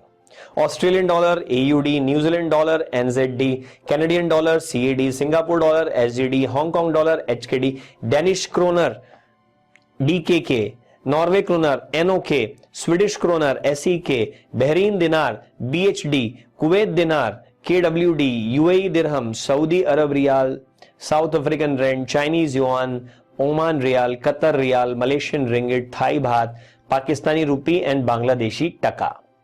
ये सारी करेंसीज है। एक चीज आप और नोट करिए, ये जो बैंक्स है ना, इनका लिखने का तरीका उल्टा होता है। यहां आप देखेंगे, आप अगर नोटिस करेंगे वहां पर तो USD INR लिखा हुआ है यार। तो USD ऑब्लिक INR से एक मैथमेटिक्स वाला बच्चा क्या समझेगा, न्यूमरेटर में USD, डिनोमिनेटर में INR, मतलब ₹1 का कोट। नहीं, ये न्यूमरेटर डिनोमिनेटर नहीं लिखा है इन्होंने, ये तो बस ऐसे ही लिखा है। USD ऑब्लिक INR का मतलब एक US डॉलर का रेट ही यहां पर एक्चुअली कोट किया गया है। अच्छा, फिर एक टाइटल में एक चीज और लिखी हुई है, जरा उस पर भी आप ध्यान दीजिए। Card rates for transaction below ₹10 lakhs। 10 lakh के नीचे के ट्रांजैक्शन के लिए कार्ड रेट है, 10 से 20 लाख के लिए अलग रेट है, या 10 लाख के ऊपर वालों के लिए SBI ने अलग रेट कोट किए। SBI ट्रेजरी के एक्चुअल रेट्स यहां पर मैं आपको दिखा रहा हूं। अब बड़ी इंटरेस्टिंग चीज यहां आती है। TT buying, TT selling, bill buying, bill selling, TC buying, TC selling, currency buying, currency selling and prepaid card buying. ये तरह तरह के रेट्स यहां पर आप देख रहे हैं। सबसे पहले आप देखिए TT बाइंग और TT सेलिंग, यानी टेलीग्राफिक ट्रांसफर के थ्रू अगर कोई बैंक से डॉलर खरीदने और बेचने की रिक्वेस्ट करे तो बैंक टेलीग्राफिक ट्रांसफर के थ्रू डॉलर खरीदेगा 67.3 पर और टेलीग्राफिक ट्रांसफर के थ्रू डॉलर बेचेगा 68.8 पर। बिड आस्क में ₹1.5 का 1.5 रुपीस का स्प्रेड हो गया, आप देखिए, isn't it? फिर इसके बाद में आप देखें कि बिल बाइंग, बिल सेलिंग का रेट अलग है। यहां टेलीग्राफिक ट्रांसफर नहीं हो रहा है, बल्कि एक इंपोर्ट एक्सपोर्ट कस्टमर बैंक के पास पहुंच रहा है और वो डील करने को बोल रहा है। टेलीग्राफिक ट्रांसफर ऐसे होता है, इधर आपने क्लाइंट को बोला भाई साहब मैंने एक्सपोर्ट करा, डॉलर बटन दबाना, बटन दबा, इधर बैंक के खाते में डॉलर आ गए, बैंक ने बदले में आपको रुपए दे दिए, ऐसे बैंक ने डॉलर खरीदे। लेकिन एक्सपोर्ट बिल में क्या होगा, आपने गुड्स एक्सपोर्ट करा, सामने वाली पार्टी के ऊपर एक्सपोर्ट बिल ड्रॉ करा, या उसने लेटर ऑफ क्रेडिट आपको दिया, वो कागज आपने आपके बैंक को दिए, अब आपका बैंक ड्यू डेट पे उसको प्रेजेंट करेगा, फिर बैंक को उस डॉलर की क्रेडिट आएगी, तो बैंक के लिए मगजमारी थोड़ी सी बढ़ जाती है, प्रोसेस का टाइम भी बढ़ जाता है, तो बैंक थोड़ा अनफेवरेबल रेट कोट करता है टीटी के कंपैरिजन में। देखो टीटी में बैंक 67.3 में खरीद रहा था, बिल बाइंग और सस्ते में कर रहा है कि यार भाई ये तो इतनी माथाफोड़ी करके कौन खरीदेगा यार, तो हम तो सस्ता देंगे, 67.25 के रेट पर वो रुपया देगा। और वहीं बिल सेलिंग में जब आप देखेंगे तो वो और महंगा बेच रहा है कि इंपोर्ट बिल का पेमेंट हमारे थ्रू करवा रहे हो तो न केवल बटन दबा के पेमेंट थोड़े ही करना है, थोड़े से कागजी कार्रवाई भी करनी है। तो जहां टीटी सेलिंग 68.8 पे हो रही थी, वहीं पर जो बिल सेलिंग है वो और महंगी कर रहा है बैंक 68.94। बैंक का प्रोसेस भी बढ़ता है, प्रोसेस टाइम भी बढ़ता है, इस सब के चलते हुए ये रेट अनफेवरेबल कोट होता है। फिर आता है ट्रेवलर्स चेक। ट्रेवलर्स चेक आप शायद नहीं समझते हो, आजकल तो इसका चलन भी बहुत कम हो गया है।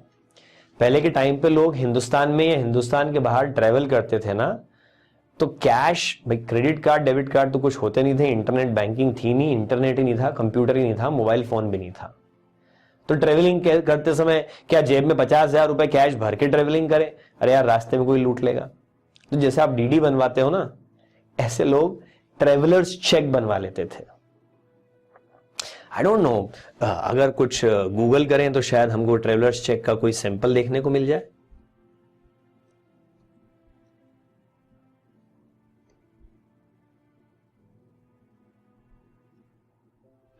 ट्रेवलर्स चेक इमेजेस, अमेरिका के मिल रहे हैं भाई, इंडिया के तो नहीं मिल रहे, तो कोई बात नहीं, अमेरिका का देख लेते हैं। ये स्पेसिमेन हो गया।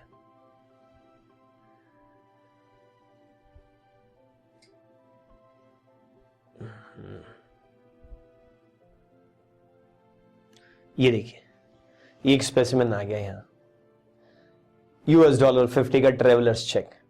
तो लोग क्या करते हैं, ट्रेवलर्स चेक खरीद लेते बैंक से।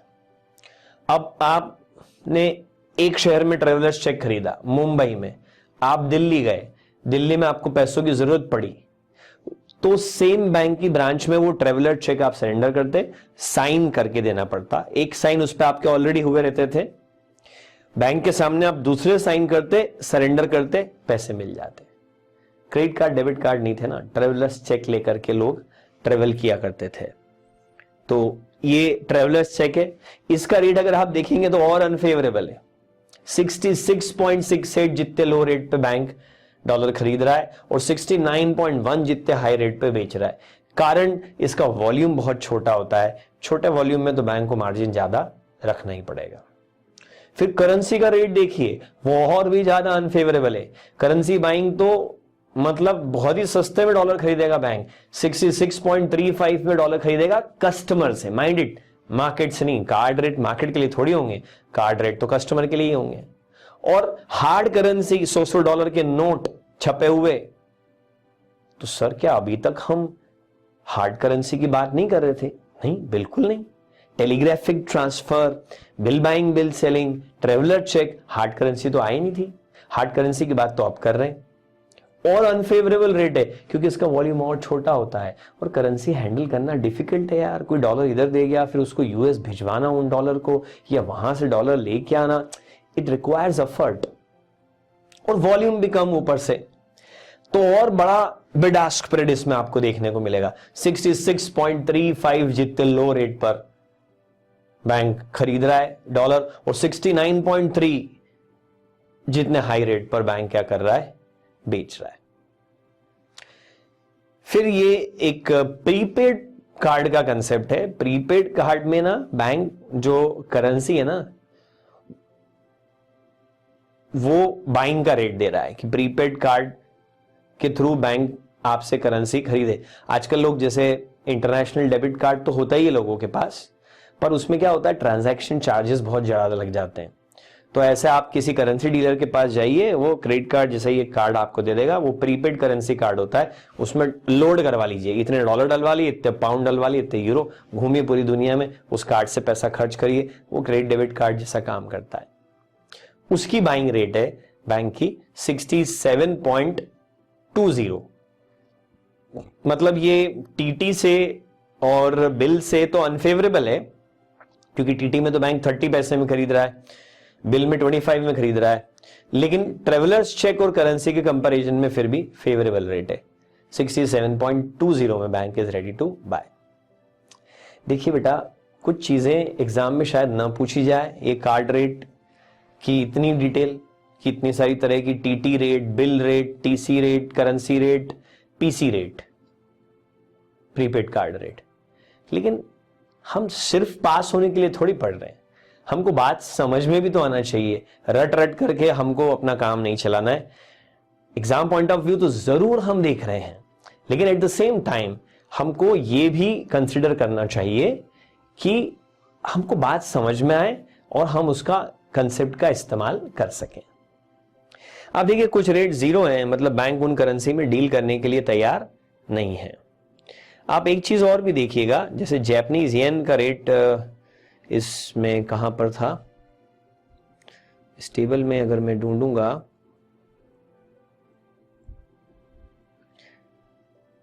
इसमें नहीं है शायद। देखो, एक नोट लिखा है मैंने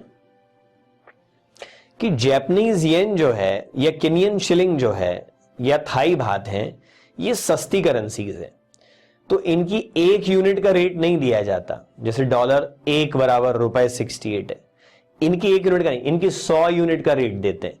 100 Japanese yen equal to how many Indian rupees, 100 Kenyan shilling is equal to how many Indian rupees, 100 Thai bahts is equal to how many Indian rupees. It's like this. ये देखिए, 10 से 20 लाख के लिए भी कुछ रेट्स दिए हुए हैं, वो रेट थोड़े फेवरेबल हैं। आप देखिए, जैसे ये यहां पर बैंक जो बाइंग कर रहा है डॉलर की, लुक हियर, ये डॉलर की बाइंग हो रही है कितने पर, 67.30 पर। और 10 लाख तक के लोगों से क्या बोल रहा है, डॉलर ले आना 67.30 मिलेंगे, और ज्यादा वालों को क्या बोल रहा है, डॉलर ले आना 67.65 में ले लेंगे। स्प्रेड कम कर दिया बैंक ने, क्योंकि ट्रांजैक्शन साइज कैसा है, बड़ा है। कार्ड रेट्स, सर ये 10 से 20 हो गया, 20 के ऊपर फिर कार्ड रेट थोड़े काम करेंगे, उसके बाद में तो फिर इंडिविजुअल रेट कोट होंगे हर ट्रांजैक्शन के लिए, बिट का बैकअप बिट पर, आस्क का बैकअप आस्क पर, type of thing will be there. एक बार फिर से मैं आपको बता देता हूं, TT stands for telegraphic transfer, that is wire transfer. Bill rate is export bill, import bill, TC is travellers cheque, CN is currency note and PC is prepaid card. हमने पढ़ा रेट दो तरह के होते हैं, एक बिड रेट और एक आस्क रेट। फिर रेट दो तरह के होते हैं, इंटरबैंक रेट और मर्चेंट रेट, यानी रेट 4 तरह के हो गए, interbank bid, interbank ask, merchant bid, merchant ask.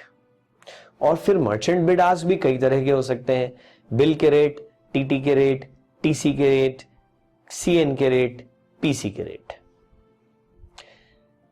आइए अब हम एंटर करते हैं एक नए एरिया में, एक न्यू कंसेप्ट।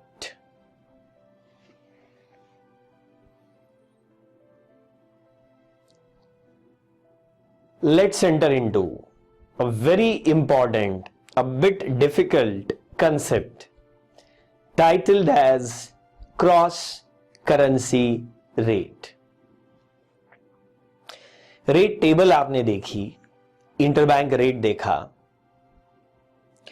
अब यूएसए के साथ इंडिया के रेगुलर ट्रेड है, और इसके चलते रोज कई इंपोर्टर एक्सपोर्टर बैंक पहुंचते हैं, और इंटर्न बैंक मार्केट पहुंचता है, और मार्केट में डील्स होती हैं, और डील्स होती हैं तो आज का भाव कोट होता है। जो चीज रेगुलरली ट्रेड ही ना होती हो, उसका आज का भाव नहीं होता है बेटा। मैं आपसे पूछूं, ताजमहल का आज का भाव बताओ, लाल किले का आज का भाव बताओ, कुतुब मीनार का बताओ, कहां से लाओगे? कोहिनूर हीरे का आज का भाव बताओ, कहां से लाओगे? ये रेगुलरली ट्रेड नहीं होता है। अब इंडिया यूएसए में रेगुलर ट्रेड है, मगर केनिया इंडिया के बीच में ट्रेड तो है पर उतना रेगुलर नहीं है। तो केनियन शिलिंग और इंडियन रुपी का रेट कुछ दिन ऐसे होंगे जब पूछेंगे भैया आज केनियन शिलिंग क्या भाव पे ट्रेड हुआ, आज का भाव क्या है? जवाब मिलेगा आज तो कोई भाव है ही नहीं। अब क्या करें, हमको तो आज का भाव चाहिए। अब एक रास्ता है, इंडिया और यूएसए का रेगुलर ट्रेड होता है, रुपी डॉलर का रेट अवेलेबल है। उधर यूएसए और केनिया का आपस में रेगुलरली ट्रेड होता है सपोज, तो Kenyan shilling versus US dollar का रेट भी अवेलेबल है। Rupee dollar rate is available, dollar Kenyan shilling rate is available. इनको क्रॉस करके हम केनियन शिलिंग रुपी रेट निकाल सकते हैं, इनको क्रॉस करके हम केनियन शिलिंग इंडियन रुपी का रेट निकाल सकते हैं। This is cross currency rate, मतलब ये रेट कोट नहीं होता है, ये रेट कैलकुलेट किया जाता है।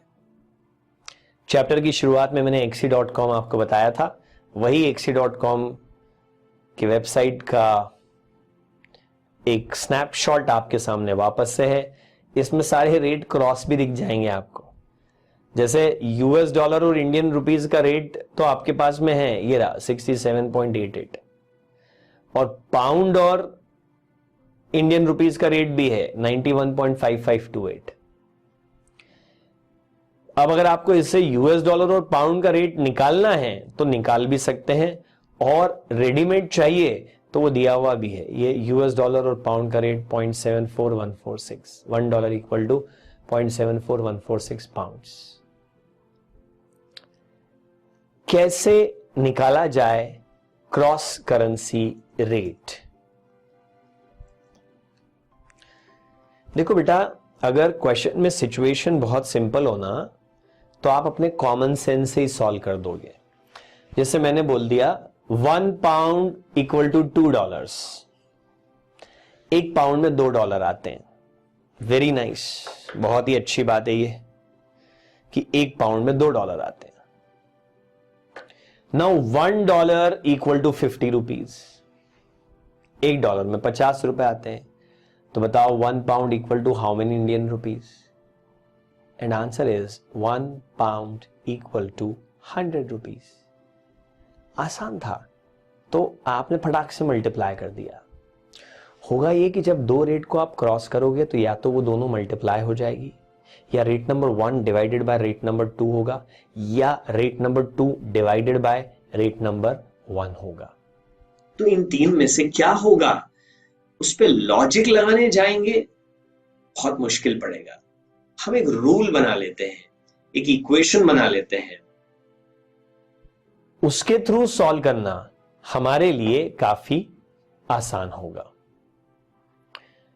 क्या रूल बनाएं, क्या इक्वेशन बनाएं? देखो, सबसे पहले तो यहां पे देखिए कि आपको जो रेट दिया है वो नंबर ऑफ इंडियन रुपीस पर यूएस डॉलर दिया है। यहां पर एक प्रिकॉशन लेने की जरूरत है। क्वेश्चन आईएनआर, देखो ये रेट जो है 41 है और आईएनआर यूएसडी का रेट 41 है, तो अब $1 में $41 तो आ नहीं सकते, जरूर ये $1 का ही रेट है। ऐसे करके एग्जाम में आपको समझना पड़ेगा। हो सकता है ये आईएनआर यूएसडी लिखा हुआ है, तब तो वैसे भी समझ में आता है इंडियन रुपीस पर यूएस डॉलर, लेकिन अभी आपने कार्ड रेट में क्या देखा, इसी वाले रेट को ऐसा लिखा हुआ था यूएसडी आईएनआर, ये वाला रेट ऐसा लिखा था। ऐसा नहीं लिखना चाहिए यार, मैथ्स के रूल्स के हिसाब से गलत जाता है ये। इसको आईएनआर यूएसडी ही लिखना चाहिए, पर अब क्या करो, रियल लाइफ में तो लोग उल्टा सीधा दोनों तरह से यूज कर लेते हैं। क्यों सर ऐसा? क्योंकि कंफ्यूजन नहीं है ना। कोई बोले रेट 68 है डॉलर रुपए का, अरे तो कंफ्यूजन है ही नहीं, $1 में ही 68 रुपए होते हैं, $1 में $68 तो होते नहीं है। इसलिए ये ऑब्लिक साइन किधर लगाए ना, इस पे ज्यादा ध्यान मत दो, आप तो रेट पढ़ के समझने की कोशिश करो। हां, पर एक बार जो आपने लॉजिक डेवलप कर लिया उसको आप कंटिन्यू कर सकते हो, जैसे INR USD। सर जो करेंसी पॉपुलर है उसके बारे में तो हम जानते हैं कि रेट किसका है, पर जो नॉट सो पॉपुलर है, how would we know the rate about that currency कि वो उल्टा है कि सीधा। जो पॉपुलर है उसका देख लो, उसी एनालॉजी पर, उसी लॉजिक पर लेस पॉपुलर का देख लो। आपको इस रेट में मालूम पड़ गया ना, ये जो हाईलाइट करा मैंने कि $1 का है, इससे क्वेश्चन मेकर की इंटेंशन पता चल गई ना कि जो वो डिनोमिनेटर में लिखता है वो 1 यूनिट होता है। तो बस यही लॉजिक यहां लगा दो कि $1 इक्वल टू 129.75 जापानीज येन। हम लोग क्या करेंगे, देखिए हम यहां पर एक इक्वेशन बनाएंगे। कैसी इक्वेशन? मान लीजिए कि क्वेश्चन, एक तो क्वेश्चन ने बोला क्या है, calculate INR JPY exchange rate. मतलब लेट्स अज्यूम, पहले तो हम आंसर में ही लिखते हैं, let's assume that we are required to calculate rate of Japanese yen, I mean 1 Japanese yen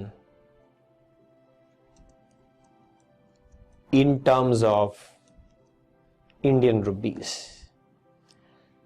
सबसे पहले तो हम ये मान लें कि हमको 1 जापानीज येन का रेट चाहिए। बहुत अच्छी बात है। तो हम एक इक्वेशन बनाएंगे और न्यूमरेटर में वो लिखेंगे जिसकी नंबर ऑफ यूनिट्स चाहिए, और डिनोमिनेटर में वो लिखेंगे जिसकी 1 यूनिट में आंसर चाहिए। क्रॉस करेंसी रेट कैलकुलेट करने में मैंने क्या कहा, 2 रेट दिए, या तो वो आपस में मल्टीप्लाई होगी, या rate number 1 divided by rate number 2 होगा, या रेट नंबर 2 डिवाइडेड बाय 1 होगा। तो क्या करें, उसके लिए हम एक मैकेनिज्म बना रहे हैं। सबसे पहले एक टारगेट कोड बनाइए। सबसे पहले क्या करिए, एक टारगेट कोड बनाइए जिसमें न्यूमरेटर में लिखिए वो करेंसी जिसकी नंबर ऑफ यूनिट्स में आपको आंसर चाहिए, और डिनोमिनेटर में वो करेंसी लिखिए जिसकी 1 यूनिट के लिए आपको रेट चाहिए। लगता है ना मैथमेटिकली सही, नंबर ऑफ इंडियन रुपीस पर जापानीज येन। अरे वो आप अपनी गाड़ी के माइलोमीटर में देखते हो ना, तो वहां ऐसा लिखा होता है KM/H, ये ऐसा। क्या मतलब इसका? अगर 80 पर माइलोमीटर है और KM/H लिखा है, क्या मतलब 80 घंटे में 1 किलोमीटर चलेगी गाड़ी? नहीं ना, this is 80 kilometres per hour. तो जो डिनोमिनेटर में है वो 1 यूनिट है यार। बस इसी रूल पे हम चल दिए, नंबर ऑफ इंडियन रुपीस पर जापानीज येन, ये हमको चाहिए। तो हमने ले लिया। अब हम क्या करने वाले हैं मैं आपको बताता हूं, give me a moment.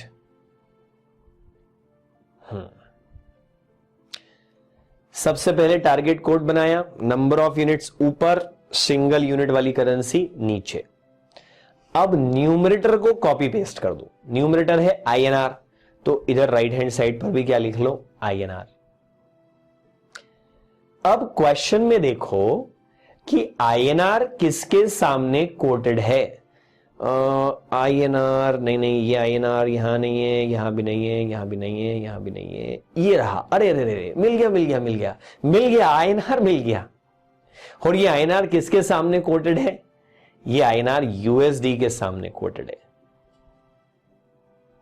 So put it here, जिसके भी सामने कोटेड है वो लिख दो। भाई इसके नीचे अगर आपने यूरो लिख दिया तो सॉल्व क्या करोगे? INR पर यूरो का तो रेट ही नहीं है, जिसका रेट है वो लिखो ना। ताकि आप एटलीस्ट यहां पे फिगर पुट कर पाओ। पहले न्यूमरेटर को कॉपी करा, आईएनआर आ गया, फिर देखा आईएनआर किसके सामने कोटेड है, यूएसडी। क्या ये इक्वेट हो गई इक्वेशन? नहीं हुई, क्योंकि हमको डिनोमिनेटर में यूएस डॉलर चाहिए ही नहीं। तो अब इसको कैंसिल करने के लिए न्यूमरेटर में हम क्या लिखेंगे, यूएस डॉलर। यूएस डॉलर से यूएस डॉलर कैंसिल हो जाएगा। आईएनआर यूएसडी तो रेट यूज हो गया। अब देखिए यूएसडी किसके सामने कोटेड है, यूएसडी आईएनआर के सामने कोटेड है। अरे वो तो यूज कर लिया। फिर यूएसडी किसके सामने कोटेड है, जैपनीज येन के सामने। तो यहां हमने लिख दिया JPY। लो जी, काम हो गया। यूएसडी कैंसिल हो जाएगा और ये हो जाएगा INR ऑब्लिक JPY। मान लो इस क्वेश्चन में यूएसडी यूरो के सामने कोटेड मिलता तो हम डिनोमिनेटर में क्या ले लेते, यूरो। फिर यूरो को न्यूमरेटर में डालते और उसके डिनोमिनेटर में क्या ले लेते, जैपनीज येन। मतलब ये चेन हम तब तक चलाते जब तक कि हमारा डिजायर्ड डिनोमिनेटर हमको मिल नहीं जाता। अब इसमें हम फिगर पुट करते हैं। पहला हमको चाहिए, देखो ये जो यूएसडी लिखा है ना, मैं आपकी कन्वीनियंस के लिए यहां ऐसा लिख देता हूं, यूएसडी मतलब 1 यूएसडी, और JPY मतलब 1 JPY। तो आप जरा देखिए, अब मसला यह है कि हमको 1 यूएस डॉलर का रेट चाहिए for number of Indian rupees. हम पहला वाला पार्ट लेते हैं क्वेश्चन का, वो दिया भी 1 US dollar for number of Indian rupees 41.7900। इसको हम करेंगे मल्टीप्लाई। अब जरा बात समझने की आएगी यहां पर। दूसरा जो रेट हमको चाहिए वो 1 जापानीज येन का चाहिए। किसका रेट चाहिए, 1 जापानीज येन। तो यार 1 जापानीज येन का रेट तो दिया नहीं है, ये जो रेट दिया है ये तो 1 यूएस डॉलर का रेट है। ये रेट किसका है, 1 यूनाइटेड स्टेट्स डॉलर का है। तो फिर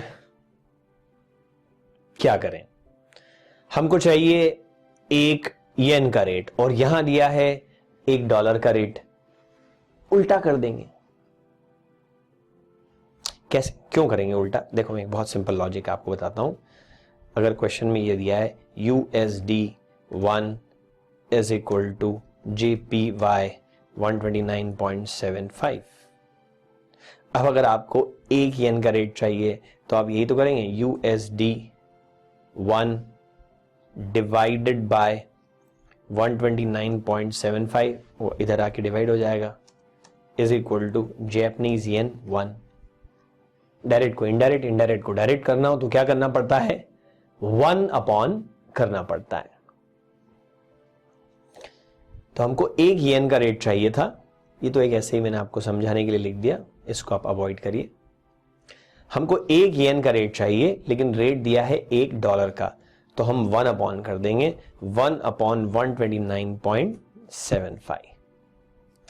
and now let's solve it. 41.79 divided by 129.75 and this is 0.3221। एक बार फिर से चेक कर लीजिए, 41.79 divided by 129.75, 0.3221।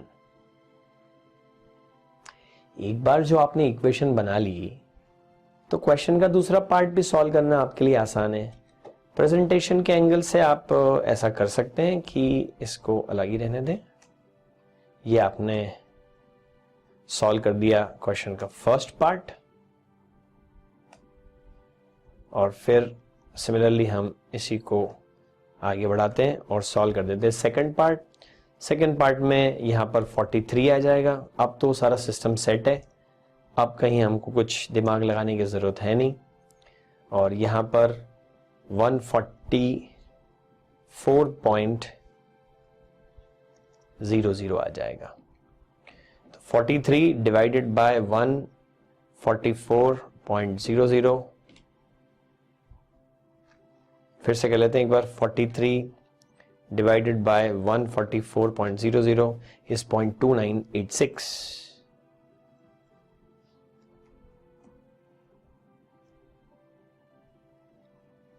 Cross currency rate.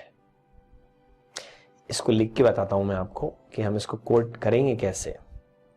Will quote it like this, Japanese yen 1 is equal to Indian rupees 0.3221, something like this. और दूसरे वाले को भी हम इसी तरह से अगर लिख दें, Japanese yen 1 is equal to Indian rupees 0.2986, मतलब एक येन खरीदने के लिए या बेचने के लिए, वो हमको पता नहीं है बिड के आस्क के, पूरा ₹1 नहीं लगेगा क्योंकि येन सस्ता है, तो 0.2986 में ही आपका काम हो जाएगा। This is how you calculate cross currency rate. मैं आपके लिए इमीडिएटली एक छोटा सा एग्जाम्पल बनाता हूं जिससे कि इस कंसेप्ट पर आपकी ग्रिप बन सके। एग्जाम्पल, मान लीजिए $1 इक्वल टू ₹68 दिया है और give me a moment, $1 equal to pound, ये पाउंड का सिंबल है, 0.747 दिया है। And you are required to calculate rate of pound in terms of Indian rupees. $1 में 68 रुपीज है, $1 में 0.747 पाउंड है। 1 पाउंड का रेट निकालना है इन terms of Indian rupees. 2 minute का आपको टाइम देता हूं, अपने आप से इसको सॉल्व करने की कोशिश करो।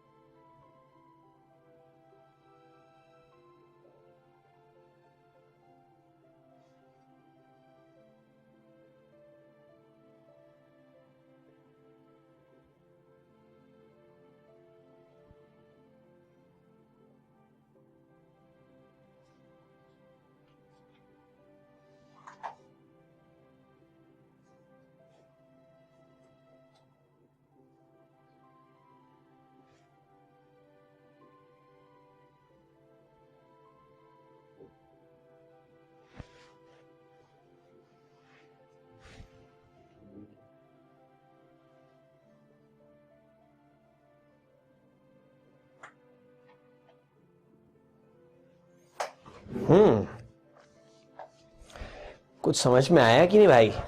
क्या करना है देखिए, मैं बताता हूं आपको।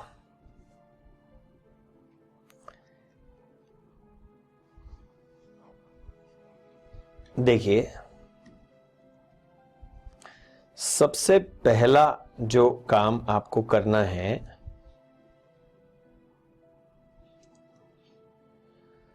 वो ये है कि एक टारगेट कोड बनाना है। टारगेट कोड मतलब हमको चाहिए रेट ऑफ पाउंड। तो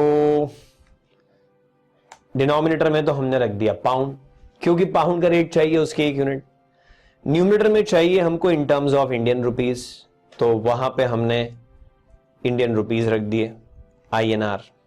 इसको भी हम GBP लिख देते हैं तो ज्यादा अच्छा है। फिर क्या करा आपने? न्यूमरेटर कॉपी, न्यूमरेटर कॉपी तो INR आ गया। फिर देखा कि INR किसके सामने कोटेड है, डॉलर के सामने, तो यहां आ गया US डॉलर। लेकिन क्या हमको डिनोमिनेटर में US डॉलर चाहिए? एंड आंसर इज नो, नहीं चाहिए। तो भाई कैंसिल कर दो फिर उसको न्यूमरेटर में दोबारा डाल के। फिर देखो क्या ये US डॉलर किसी करेंसी के सामने कोटेड है? यस। कौन सी करेंसी? पाउंड। तो हमने बोल दिया GBP, सॉरी। ये बन गया हमारे लिए एक cross currency equation. Target code set करा, न्यूमरेटर कॉपी करा, न्यूमरेटर से मैच होने वाला डिनोमिनेटर रखा, डिनोमिनेटर को कैंसिल करने के लिए फिर न्यूमरेटर में रख दिया, फिर उससे मैच होने वाला डिनोमिनेटर रखा, फिर देखा डिजायर्ड कोड बन गया है, क्रॉस करेंसी इक्वेशन का काम खत्म। अब फिगर पुट करना है, आसान सा काम। पहला हमको चाहिए $1 का rate in terms of Indian rupees, वो तो दिया है एज इट इज, उसको हम यहां पर यूज कर लेंगे। फिर उसके बाद में हमको चाहिए £1 का rate in terms of Indian, in terms of US dollar, पर ये £1 का नहीं, क्वेश्चन में $1 का रेट दिया है, तो 1/, कर लेंगे। और अब सिंपली सॉल्व कर लेंगे। 68 डिवाइडेड बाय 0.747। कहीं आपके दिमाग में ये इंप्रेशन ना बन जाए कि दो में से एक रेट तो 1/, होगा ही सही। ऐसा नहीं है, दोनों 1/, भी हो सकते हैं, दोनों डायरेक्ट न्यूमरेटर में रख के मल्टीप्लाई भी हो सकते हैं, एक न्यूमरेटर एक डिनोमिनेटर में भी आ सकता है। That really depends on the information given in question. तो finally we got the rate and that rate is £1 is equal to Indian rupees 91.03. This is cross currency rate calculation. और I advise कि आप question number 9 homework में solve करके लाएं। आप सोच रहे होंगे थोड़ा ज्यादा होमवर्क हो गया यार, पढ़ोगे तो होमवर्क तो आएगा।